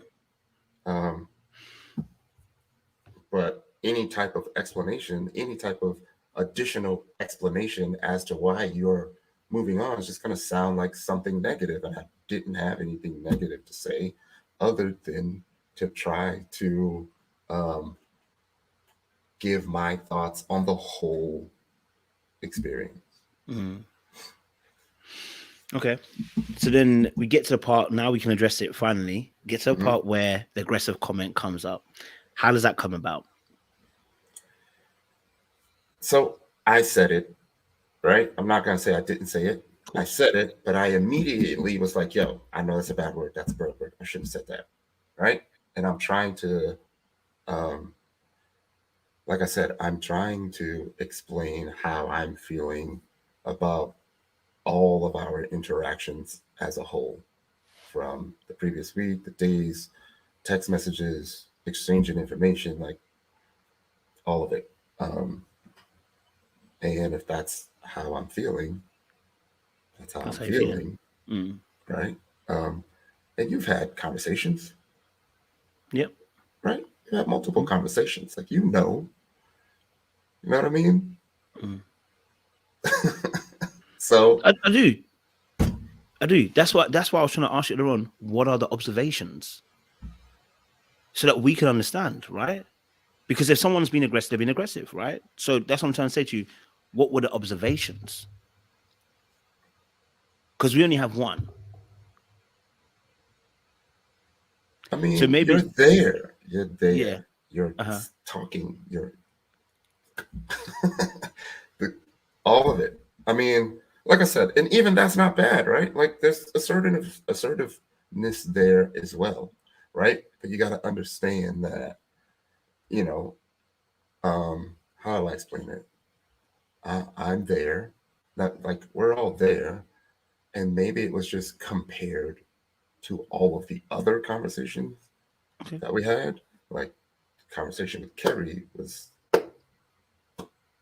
like on it, like and I know like When she was forward. we're focused on the word aggressive, like So okay. Personally, I think you can call anybody aggressive. I'm not trying to hold anyone. Anyone could be called aggressive if they are genuinely being aggressive, right? In their pattern of thing. If someone is genuinely being aggressive, then they're being aggressive.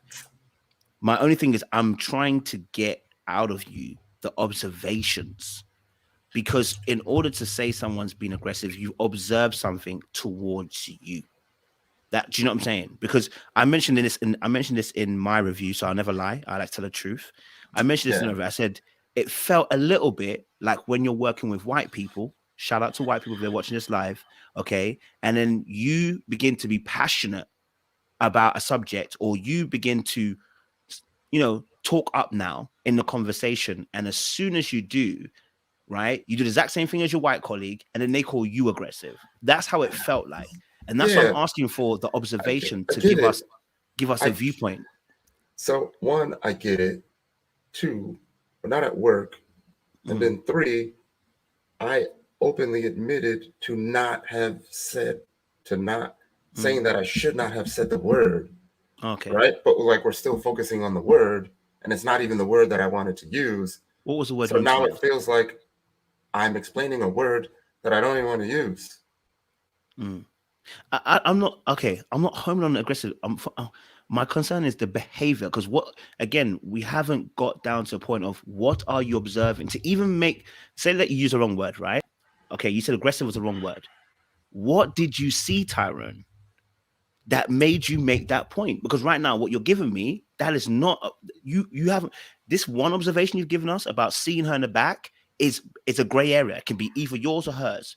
So forget the aggressive So word. we talked What about behavior do you that. see? We talked Yeah, about that. We talked about the text message at yeah. 12:30 in the morning. That was on the show, Okay. right? And I just told you about like the overall conversations and the way, information was exchanged. Like, and even me explaining it is going to make it sound bad, and there's nothing bad about It doesn't matter if it sounds what she bad. did. It's the truth. Yeah, that's You what it can't be is. concerned if it sounds bad, bro. Okay, let Right, me but stop there. you're It still doesn't matter if it's asking, bad. but you're still asking for observations. In the Yes. explanation of the observation is going to sound like negativity, because it still sounds like you're trying to figure out why the word aggressive was used. Yes, because it's not using a positive sense. So Okay, but I'm don't worry about telling you, that. right, but I'm still telling you that I know that I shouldn't have even used the word, but we're still Okay. focused on trying to explain the word when there is no explanation for the word. Okay. So forget aggressive. Okay. What behavior are you seeing? That's why I said about observation. I wasn't focused so much on the aggressive, because once you said that it's not the word you're using, what is the word you're trying to find? And what behavior are you seeing? So that we can understand that. Do you see what I'm saying? So the aggression is not. Don't worry about the audience. The aggression word we know already. You said Mhm, it was a wrong word. I'm with you, mhm. and I appreciate you for changing that up, right? But I'm saying in this moment, what then behavior are you seeing so we can understand what you really meant? Is she being too forward? Is she being too assertive? Is she doing too much? It may sound negative, but it's the absolute truth. And into you, because what's happening here is until you come to that and tell us that truth, Yeah, it's looking like you meant to use the word aggressive, even though you're saying that's not what I meant. I said what I said. I said all of it was aggressive. Like, but I understand that I shouldn't have said the word. Like, it is what it is. I don't really know any other way to explain it, right? Like, there is no one specific thing that led me to that conclusion. It's all of it as a whole. Like, all of our interactions led to that, right? And so you're asking for something specific. Yes. There is no one specific thing. No, not one specific. Give us the specifics. I just listed like 3 different things, right? Yeah. Okay. I listed the conversations. I listed the text. I talked about,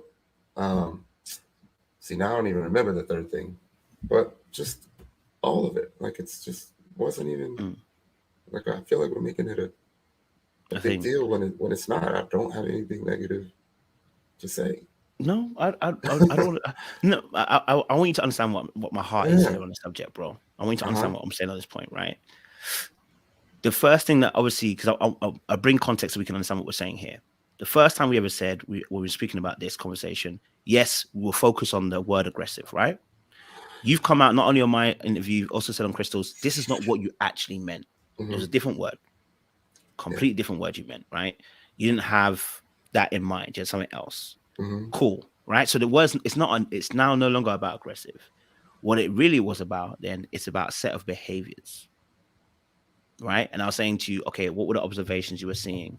You mentioned about one part, okay, cool. You saw the text, and also another part, you saw the looking over the shoulder situation, right? Which are the 2 things you kind of gave us. And I was like, okay, is that the only things you've kind of observed? Because, like I said, you're saying, and then you said, you don't want to say something bad. And I'm like, bro, it's not about being bad. It's about what you're observing. Because up until this point, the audience can't see what you're saying, and they can't see what you're seeing. That's what I'm trying to get to understand what you're saying. Because my objective is to pull out so we can see what you're seeing. Yeah, I mean, I'm trying to tell you, like, it wasn't even a lot of conversation, right? It was like the first week. So it's really not even a lot of things that I can fall back on to give you an example of something, you know? Okay. So would you say you felt like she was a bit more assertive than you're used to, than you like? Is that what you meant? No, not at all. Like, everything was fine. It's just everything can't be fine, Tyrone, and you can't have both. Like the only thing is that I had 3 stronger connections, right? We had 3 stronger connections. I told her that, I don't see a connection with us. She wanted some clarity. I felt like I provided some clarity, right? Through text messages and calls. The next thing I know is that I'm having a date where I have to explain it again when I'm thinking that everything is fine, right? And it's not fine. So all of it as a whole, and you can see, like, they maybe even showed a little clip of it where I'm physically like getting upset because I'm 45 minutes into the date explaining this, right? When I could have just been like, you know what? I have 3 stronger connections that I want to focus on, and then have everything be fine. But because I didn't say that, because I mentioned the word aggressive, because they didn't show me saying that I shouldn't have said that, I'm still here explaining, a negative moment in the show and not focusing on the positive things still, right? So yes, like, you can see me getting visibly upset, and it actually happened in the show where she tries to, and I think it was in a promo, right? Where she tries to reach up and grab my hands, and I recoil like this, and I'm like, I'm fine. Like, I'm not mad. I'm fine. It's just super frustrating to be like, why can't I just move on, right? You can move on, bro. Listen, bro, you can move on, right? You can move on. Again, I'm not saying that if you focus on that. My thing is trying getting out this information, right? So this is me trying to challenge what you're saying, right? Because what I'm hearing doesn't make sense to me, what I'm seeing, right? That's what I'm saying to you. Because, like I said, we're having 2 equatable situations. For instance, right now, how I'm pressuring you, would you call that aggressive? No. Why not? Like what are you trying to get at? Like, So are you being aggressive? It just seems like you're just trying to get more information. Yeah. Yeah, because that's what you've observed and you're seeing a set of behaviors. And that's what I was trying to get out of you. I wanted to find out what these things were, right? That's what I was trying to pinpoint out. It's like, okay, bro, if you can see my behavior right in front of you, you know what that is. If that's not, if I'm not being aggressive, right? I'm not showing that level of aggression towards you, right? It's because you've observed, you've seen it, and this is what you saw. But you said everything. And I was like, we can't see everything. So what is everything? Break it down for us. But I understand. The aggressive word is not what I'm getting stuck on. It is a set of behaviors that we're getting stuck on. What is it that you were seeing from Kerry? And that's what I was trying to get to a point. But don't worry. Listen, we'll leave that point there, right? We'll leave that point there. We'll agree to disagree on that point there. We'll leave that one there, right? Mm-hmm. All right, cool. Let's talk a little bit about obviously your connection with Sabrina and Shiloh, right? Because I think there's some important parts here in that conversation. You made a very decisive and very quick decision for us as an audience perspective wise. But tell us a little bit about your connection with Sabrina. What was it that you and Sabrina were connecting on? I know the Korean connection was there. What was you connecting on? So instantly Sabrina was beautiful, right? Sabrina didn't come off as like, she was shy about anything. Like the maturity definitely showed. I like that. She had her own business. I like that as well. The conversation was good. She showed a lot of vulnerability, talking about some personal things that affected her. And I just really like that. And plus, it was one of the first conversations that I had. And then I started reading her back tattoos, and it just brought a lot of that nostalgia back. Okay, I like that. I like that. I mean, would you describe the fact that your connections with her as well, conversations with her was quite free flowing. It was quite easy to just conversate with her and stuff. Yeah, that's good. No complaints. Yeah. Did you guys get to speak Korean as well? Because the audience are on her neck for that. I won't lie to you, bro. I am not going to critique her Korean. Did you get to speak some Korean though to each other? No. Did you get to no? Other than what I said on day one, no. There was no other Korean that was involved. No, okay. I don't think so. No. Okay. Cool. Did you try to speak Korean again? No. No, you didn't try again. I mean, we talked about going on a date, of course, to getting some Korean food, and I would have just ordered everything in Korean. Okay. But it just never happened. So what made you feel like, you know what, you could date someone like Sabrina? Because that's what was kind of saying. You could make, she could be a woman in a sense. You said, right? What was she doing? What was she showing you that made you feel that way? Yeah, you can see like she's a go-getter. Like she's not afraid to express her opinion. You know what I mean? Like she's building something. She has a daughter that was about the same age. You know what I mean?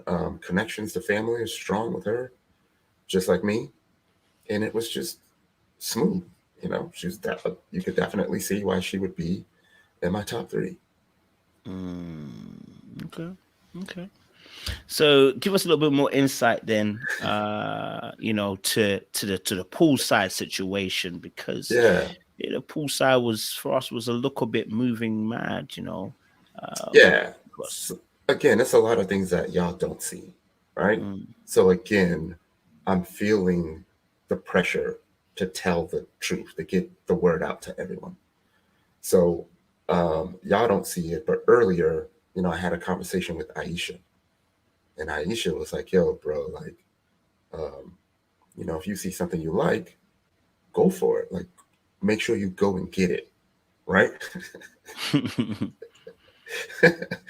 And she makes this joke about, she's like, yo, I didn't tell you to go have a FU spree. You know what I mean? I was just telling you to be a little bit more aggressive. But I was just, at that point, I was like, yo, the ladies want to know. So let me just go tell them. And it wasn't easy. You think it's easy to go tell these women, what I'm about to tell them, knowing that the cameras is there. You know what I mean? And having to explain how it came about. You know what I mean?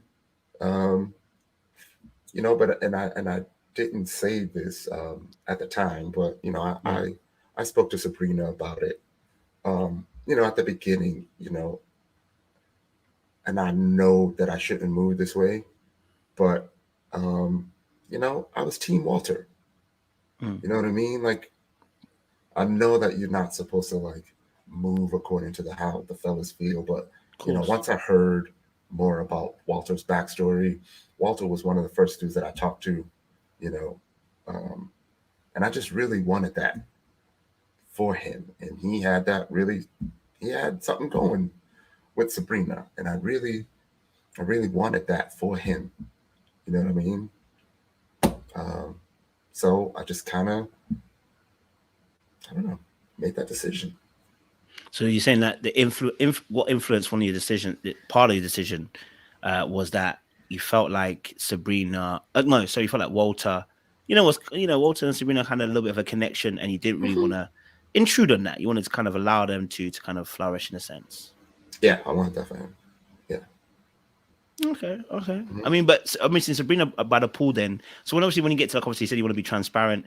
Sabrina by Hmm. the pool's like, oh, but it looks like she let you know before then we got a connection going, Yeah, etc., yeah, etc.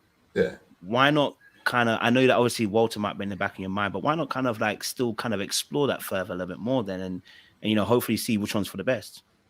I was focused. I was already Mm, focused at that point. Um, you know what I mean? It was to a point where, you know, you see that, you know, Sydney was mm, introduced that day. And it was really, you mm. know, she's beautiful, but, She is. you know, at that point, I'm feeling like if you're focused, then be focused, right? Mm, If you can't handle temptation, when you know that there may be a twist, then you're not going to be able to handle temptation in the streets, right? And just at that point, I was just focused. mm. Okay, no, I get that. I get that. That Mm-hmm. makes a bit more sense in terms of that situation with Sabrina as well. Mm-hmm. Uh, you know, for you, obviously, then Uh-huh. in terms of the connection with Charlotte. I mean, at that point by the pool, how many conversations had you and Charlotte had? Tons, Okay. tons. It wasn't like I know what it looks like. I know it looks like I told Mm. everyone that this girl's gonna be my wife, Yeah. and Yeah. she was the last person I told, right? Mm. And it caught her off guard. No, it didn't happen like that. I was literally explaining the situation on how I told the fellas in the deliberation. Okay. That's it. You're just seeing the edited version of that. Okay. So Hmm. so you had some set of conversations with Shiloh already Hmm. previously. You already kind of, there's some Hmm. emotional connection being birthed here through the conversations you guys are Yeah. having. Hmm. Okay, so for you then, what was Shiloh bringing to the table that made you have that kind of feeling that you wanted to marry, or at least, sorry, not marry, use the correct words, that you would call her, I can see myself, in a sense, her becoming a wife.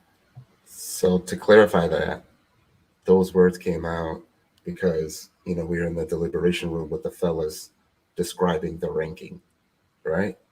So we're sitting with a bunch of fellas, and I said the way I see it, uh, Zadia could be my girl, Sabrina could be my lady, and Shiloh could be my wife. So when Mm, you're sitting amongst fellas and you're telling fellas like that's wifey, then fellas know how you feel. Fellas are gonna move mm, differently, and that's really all it was.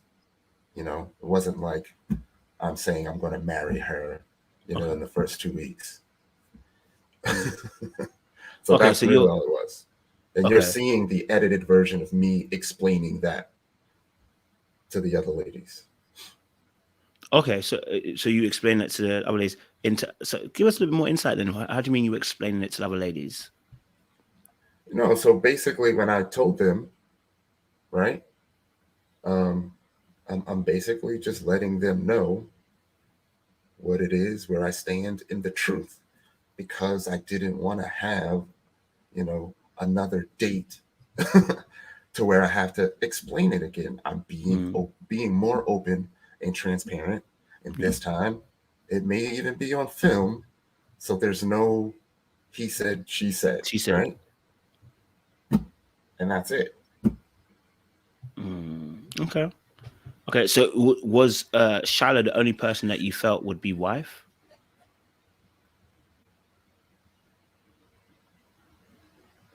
Yeah, I was focused, man.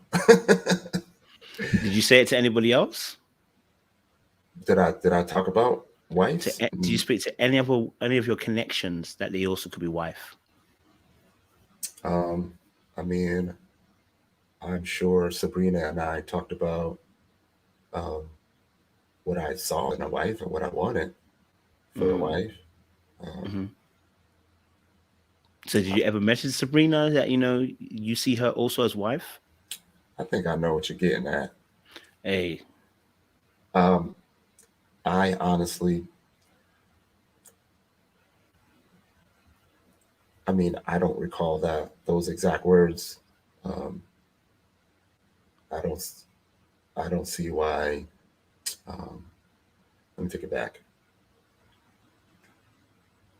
So Sabrina was like my number one for a while.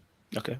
So if there were conversations about us being, a couple and moving forward, which obviously could lead to marriage, then yeah, I'm not running from that, right?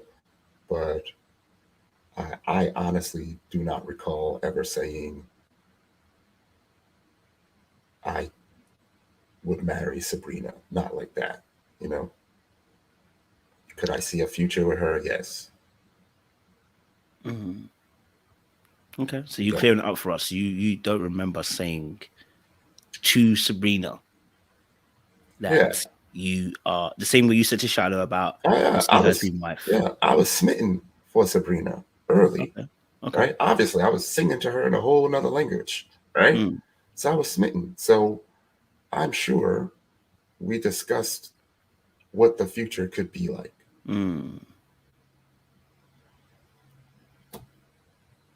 But as far as saying, marriage and wife, I don't recall. Okay, cool. Okay, thanks for clearing that up. Okay.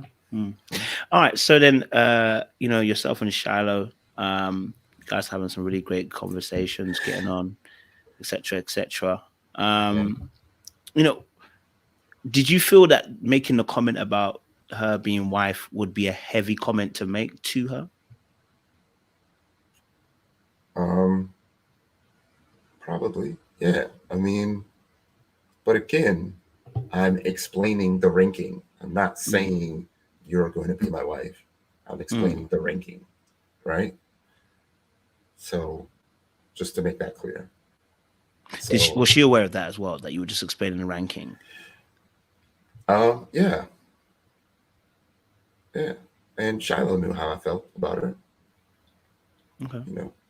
So Shiloh knew that you saying the comment about wife was a ranking, just like 1, 2, 3. She knew where I stood. She didn't know that I was gonna tell everybody else. Right? Yeah. So at the pool was the first time I'm explaining the ranking to her. And then that's where you hear me say, yeah, I said that in front of everybody. So that's what you're hearing.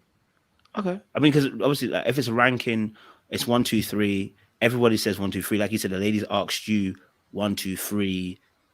That shouldn't be an issue, right? Whether you say wife, girlfriend, it's like saying who you're gonna kiss, snog, and marry. Like it's that same kind of thing, right? Like who you see that same way.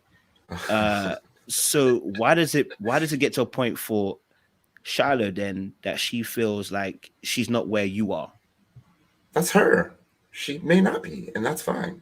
I have to respect the fact that she has her own pace. She has her own process. And that's perfectly fine. I have to give her grace to figure that out. Right? Where were you that where were you that she wasn't there? That's why I'm trying to get more clarity, because all you said was a ranking. And ranking Yeah. 1, 2, 3 means nothing. If I say you're my third and I say you're one, everyone's gonna say, okay, cool. I'm not third for you, or you're one for me. Yeah, That's I think it's more about the fact that I was able to publicly commit and tell everyone else. And she wasn't there yet. And that's fine. I think that's what it is. Not like not like we didn't have a connection.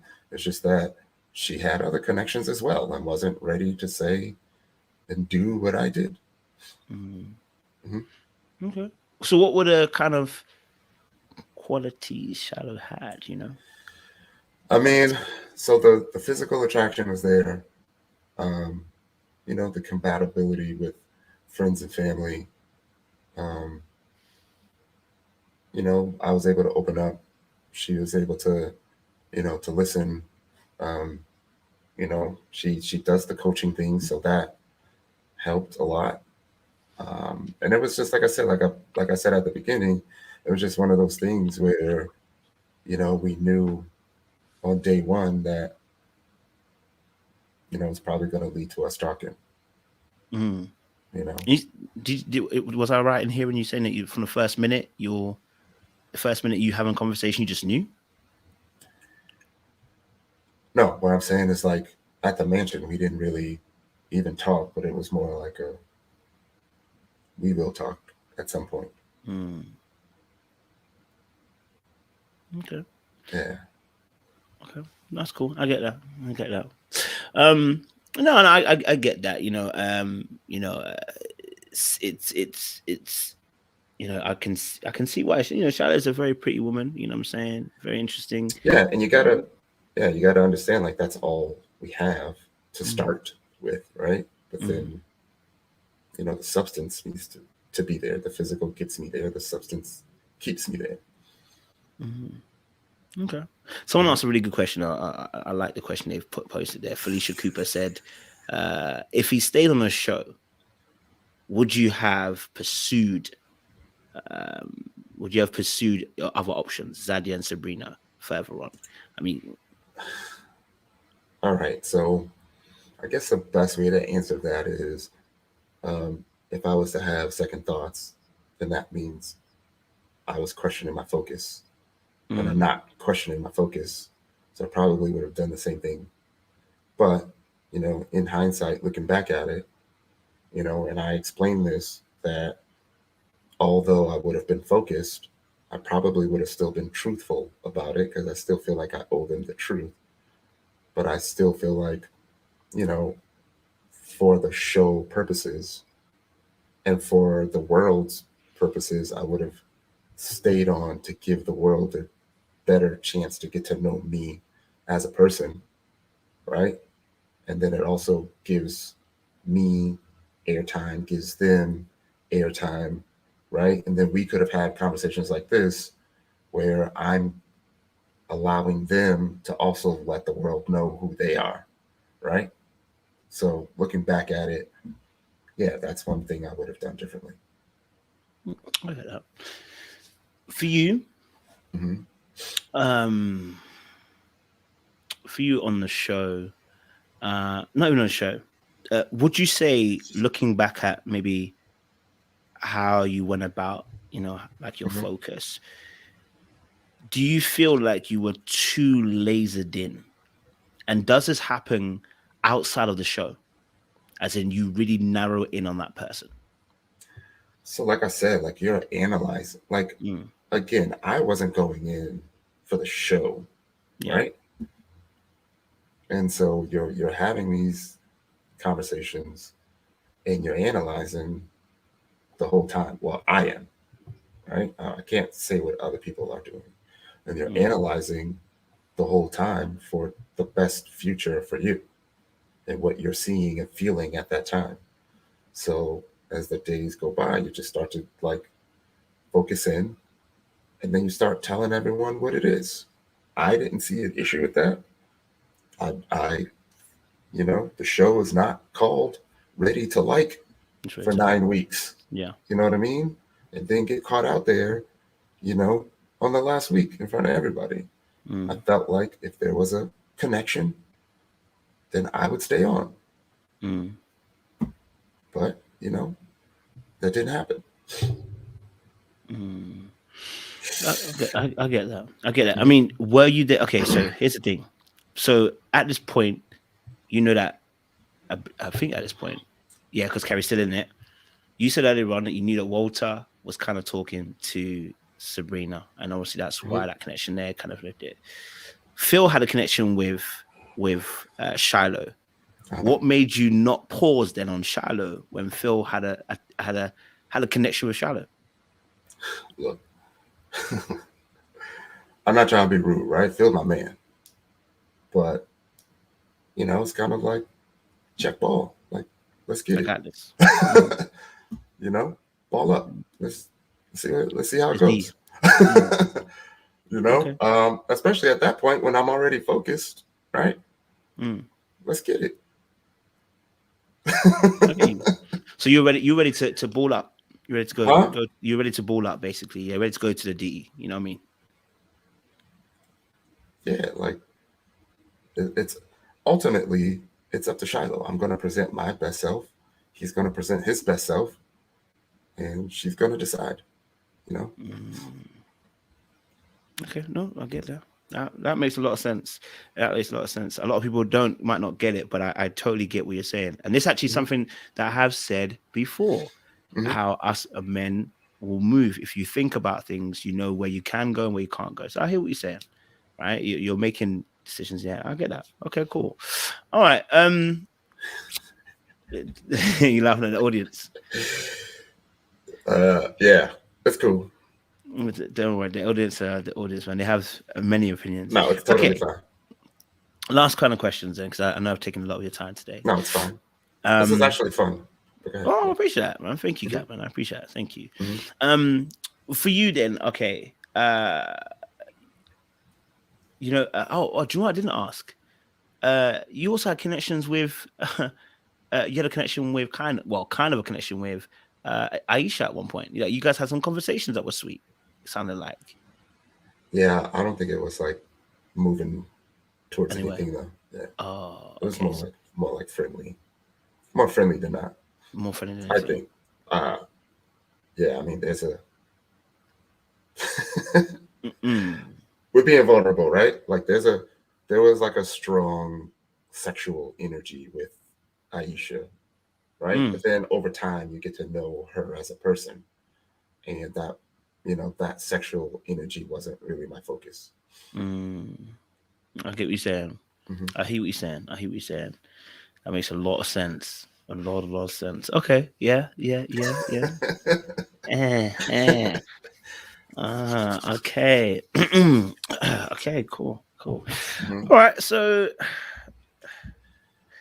this is probably my final question. So let me chill it. That's what my final. I don't think I have any. Yeah. Then I also said like the whole New York thing.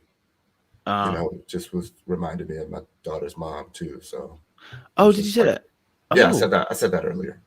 Okay. So my daughter's mom's from New York, so all of it was like coming back every time I had a conversation with her. Okay, that makes a lot of sense. Okay, yeah, because we all have those things, where someone reminds you of someone else, and yeah, it's kind of like a no go for you. Okay, that makes a lot of sense for you. Okay, so yeah, go on. I liked it, but I felt like I would just be reliving that situation again. Again, like when she's there like this. It'll make sense if you meet her. I get you. Let me ask a serious question, Cap. Tyrone, are you ready to love, or are you still in player mode? No, I'm ready to love. There's really no question about that. I am. I feel like I understand it better. Like I know my boundaries. I'm being more honest in my intentions if I meet someone or if someone's attracted to me. I just feel like I have a lot of the answers now. I feel like I could be a coach, like a relationship expert. Like I'm good at it. Show me your dating profile. I'll tell you who you are. Can I tell you? Can I tell you what I'm seeing? Tell me. So, Tyrone, I think you're an amazing guy. I think you're vulnerable. I think you're honest. I think you're open. Mhm. I even think you're trustworthy. I think you are still a bit of a supervillain. I'm gonna be Okay. honest with you. Okay. I think you're still a bit of a supervillain. I ain't running from And that. I can make I, things. I can make things yeah, happen if I want to make things happen. If that's what you're trying to say. yeah, I think you can make more than just make things happen. I think you make things move. And I Yeah, think, I'm a beast. When I want to be a beast, I'm a yeah, beast. exactly. I'm not And running from that is that. why I'm like, are you sure you've given up that lifestyle, brother? Are we sure we there? Because before the show, right? Before the show, Mhm. you said yourself you have some French relationships. Yeah, You have some French relationships at the moment. yeah, How was that preparing you to be ready to love? yeah. So I was transparent about that from the beginning, right? Mm, 16, 18 years in these DC streets, mm, it does something to you. mm, You know how to move. We've been, I think I caught a cramp. Ah, we talk about that all the time. Like we've had some good training sessions mm, out here, you know, and admittedly, this increased popularity could make you relapse, right? mm, mm, Um, but like I said, um, I'm not running from meeting someone. If it's meant to mm, be, it'll be. mm. you know, I to answer the question, I'm enjoying the single life. I'm single, and that's what it I get is. that. No, no, uh I'm huh. with you. I'm with you. Listen, and this is I'm with you the whole enjoying yourself. Listen, uh huh. I mean, it's not my flow. Obviously, as a Christian, it's not my flow, but Yeah. I get it, right? From another perspective, I get it. But you got French relationships going on, cause Now, no, no, before the show, I don't know if you have it now. Do you still have it now? no. No. Okay, so you deaded that off now. Yeah. No. I mean, there's someone that I like, Okay. but it's only been a week. Okay. So okay. So you're now you on. So wait. Okay. Wait. Did the French relationships end because you're now feeling someone, or did they end when you came out the No, show? I ended them prior to the show and Yeah. just never went And then back. went back to them. No. Are you going if the situation of this person doesn't work out? Are we resurrecting those French relationships, sir? Not the same French relationships, no. I think But it'll be, others, yeah, they will know the Tyrone of darkness. I'm willing to explore what's meant to be. How does that prepare us as men specifically? What do you mean? French relationships. How does that prepare us for an actual relationship? Wow, that's a good question. I think a relationship prepares you for a relationship, right? You either gotta settle in or you're Hmm. gonna continue to, be gluttonous. Um, but I think they all prepare you. It's just about listening Mm. to, to your feelings and being honest about that, and being honest with the person, that you're talking to, you know? Mm. I asked that question because if you've ever cheated before, have you ever cheated before? I've cheated before. You cheated Yeah. before? Yes. Okay. I've cheated before. Okay. Once you cheat, your mind is never the same again, right? Because now you know, right, I that don't if think you can commit this atrocity, I don't so think so. can a woman, right? It scars you for life, right? Yeah, but you knew that before. Yeah, you You did, knew but you that. don't. You knew that before. Yeah, you did. You just know you have the capability of doing it. Yeah, but if you never went through with it, you don't really know what's on the other side. It's like killing someone, no offense, but it's Right. like killing someone. You just, I could understand it, but I'm Yeah. someone to the other side, I do not know nothing really about it. When you hmm go to the other side and you now live it and you know it, right? hmm The mind thinks differently because you now know you can do something, right, which you should really not do, right? hmm And I'm bringing this example for a reason. Whenever we have that now changes the way that you trust people, right? And trust is a learning exercise. How does friendships, or should I say friendships,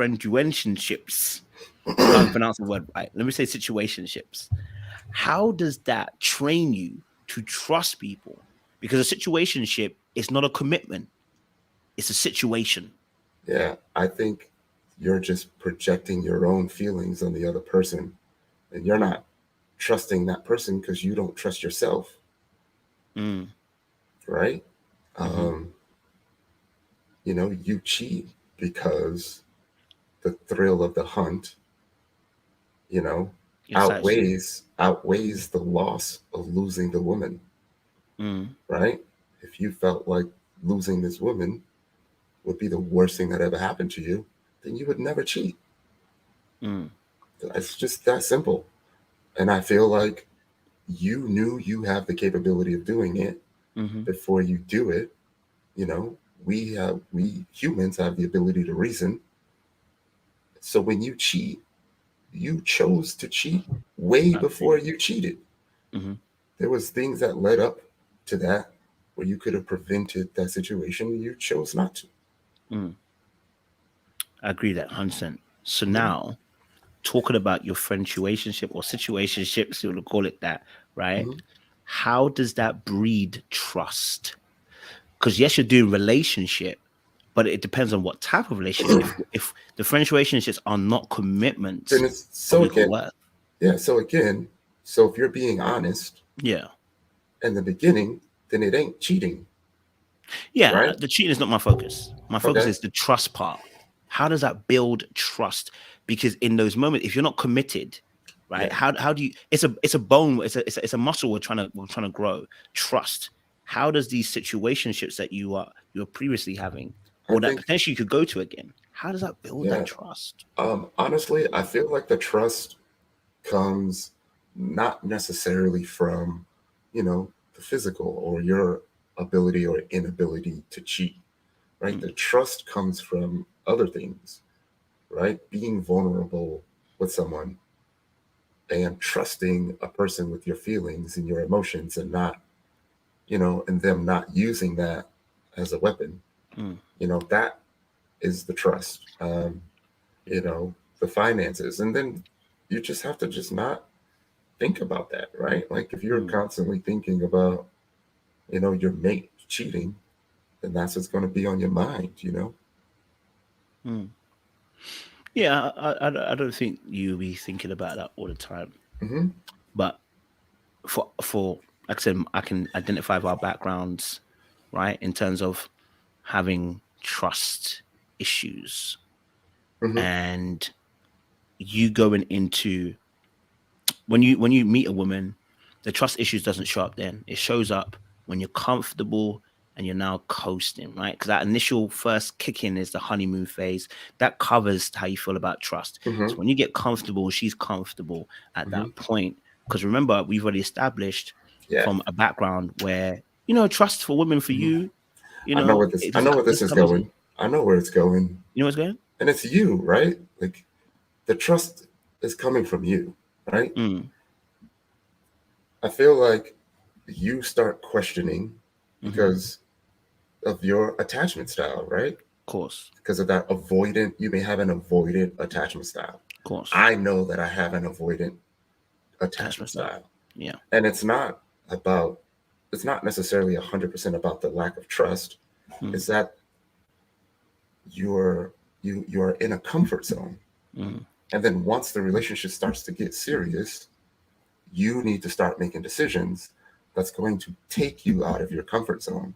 mm-hmm. So your brain is going to like subconsciously self sabotage that so you can get back in your comfort zone of possibly being single. Mm. So if your brain wants to use lack of trust as a We'll use it. reason because they know that that's a big thing for you, then that's what's going to happen. So you got to push past that. No matter what you like women have what's the word I'm looking for? Intuition, Mm, right? They may not listen to it a lot, but I feel like they knew, right? You knew your man ain't shit when you met him, mm. you know? You Yeah. knew that. You just chose not to listen. Mm, I think it's a little bit different for us. And I think that, we kind of go by what we would do, mm. right? and you know that you would cheat if you had the opportunity. So you may feel like they will too, Yeah. which may not necessarily be the case. It could just be something like you're looking for a reason to not be in it. But you need to either go all in or not waste your time, honestly. Yeah. So then how then do you how do you do something that you don't practice doing? So for instance, Do it. having a friendship, Do how it. does that practice the trust issue though?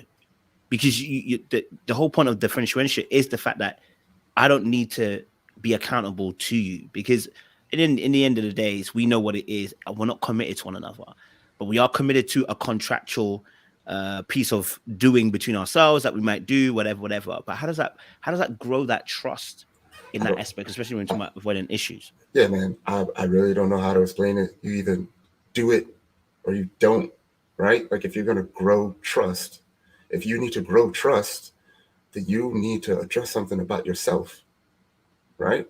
Not, it's not on them to make you more of a trust, to make you trust more. Like, Mm, I don't want my woman to be my therapist. I want her to be my woman.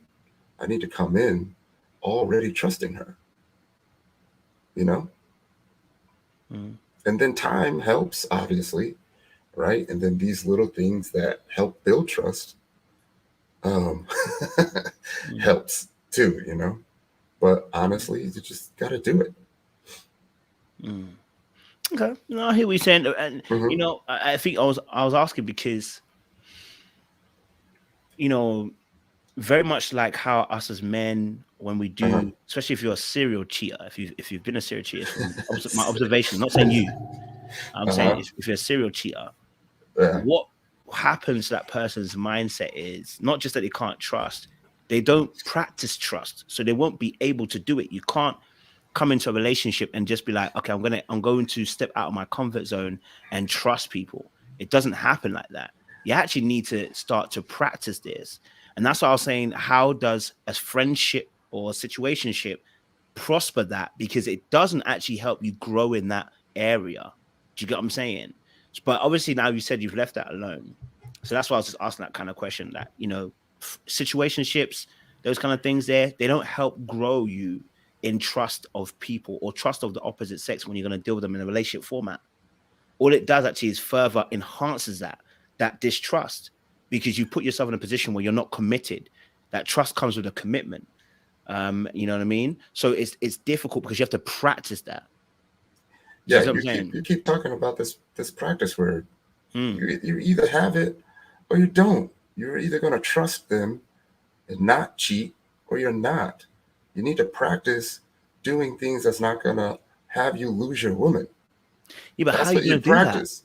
if you The haven't way done to that do it before? is to not do it. If No, you no, know, okay. You are in the military. You know you have to yeah, before you get on the field of yeah, play. it makes There is training that is done. If you're yes, training beforehand in situationships, you're not about to get into a relationship and then suddenly know how to play. That's my point. You can't just go from one aspect to another aspect. yeah. You have to be able to train. That is what I'm saying to you. I That don't, if you're doing situationships, you're not training to be yeah, trust. And I'm not talking about cheating, by the way. I'm talking about not being able to trust. I haven't got cheating. I'm not doing that anymore. Just trust. You will naturally begin to behave that exact same way in the relationship because you've never developed that. yeah. I mean, You know what I'm I saying? I honestly think there's just things that you need to address about yourself Mm, first, right? And then one step at a time, one day at a time, right? Focus on the now, right? Right now, you're happy. Right now, you do not have a reason to not trust.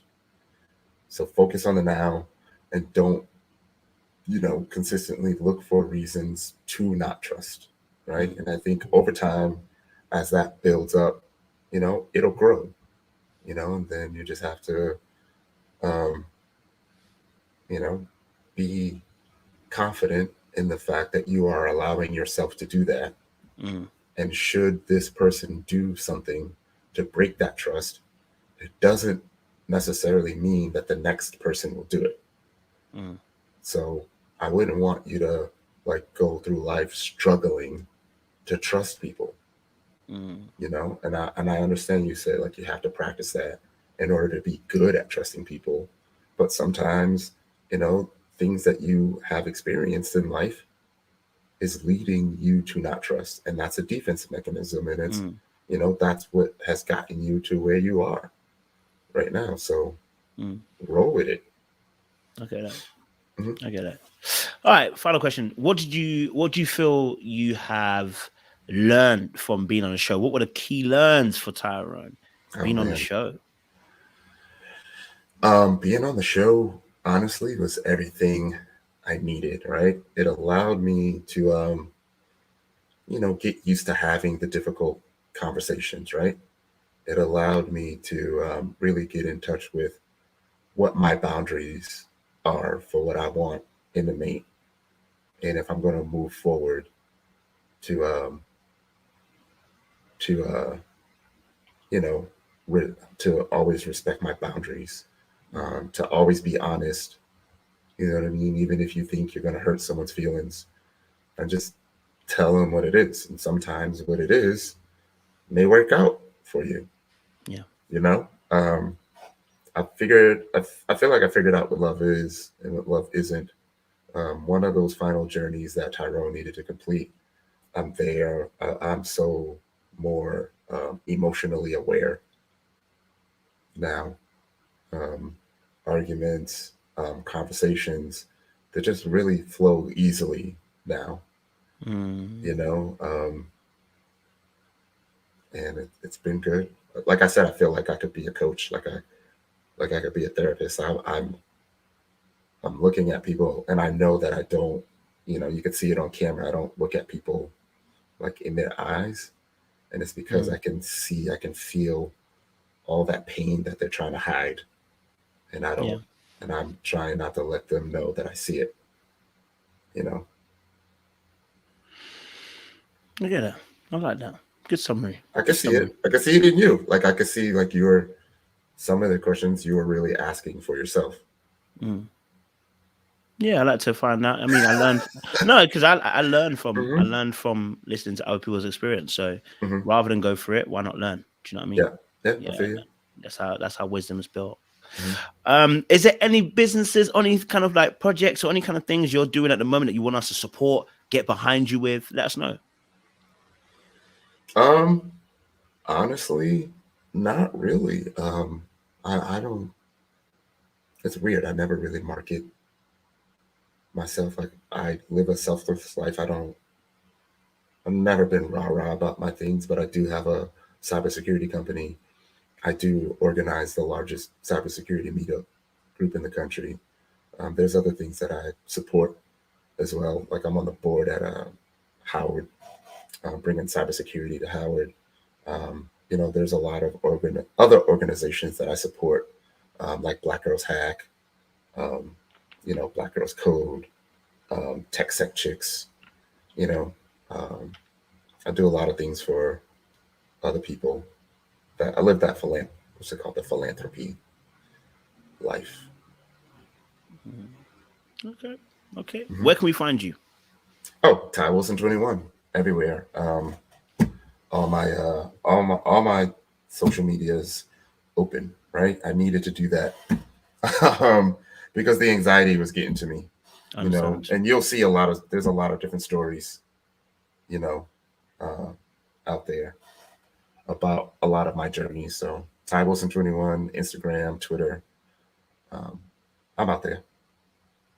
I appreciate it. Cap, man, listen, it's been awesome, man. Yeah, for sure. Awesome, like I said, and I appreciate the fact that yeah, man, you know what I'm saying? And that's when it's good conversations, you know what I'm saying? And I appreciate the fact you allowed me to also, you know, drop some questioning in for sure. As well. It's all good. Anytime. Openly. So yeah, I appreciate that, Cap. You know what I'm saying? It's good. Yeah. It's been a blessing. Audience members, thank you so much for joining us. We appreciate when you guys join and have conversations with us. Just make sure you guys have a lovely evening. Don't do anything I wouldn't do. And we will see you again very, very soon. We're lining up another interview. So you guys have to watch out and stay tuned. If you're not subscribed already, subscribe to the channel.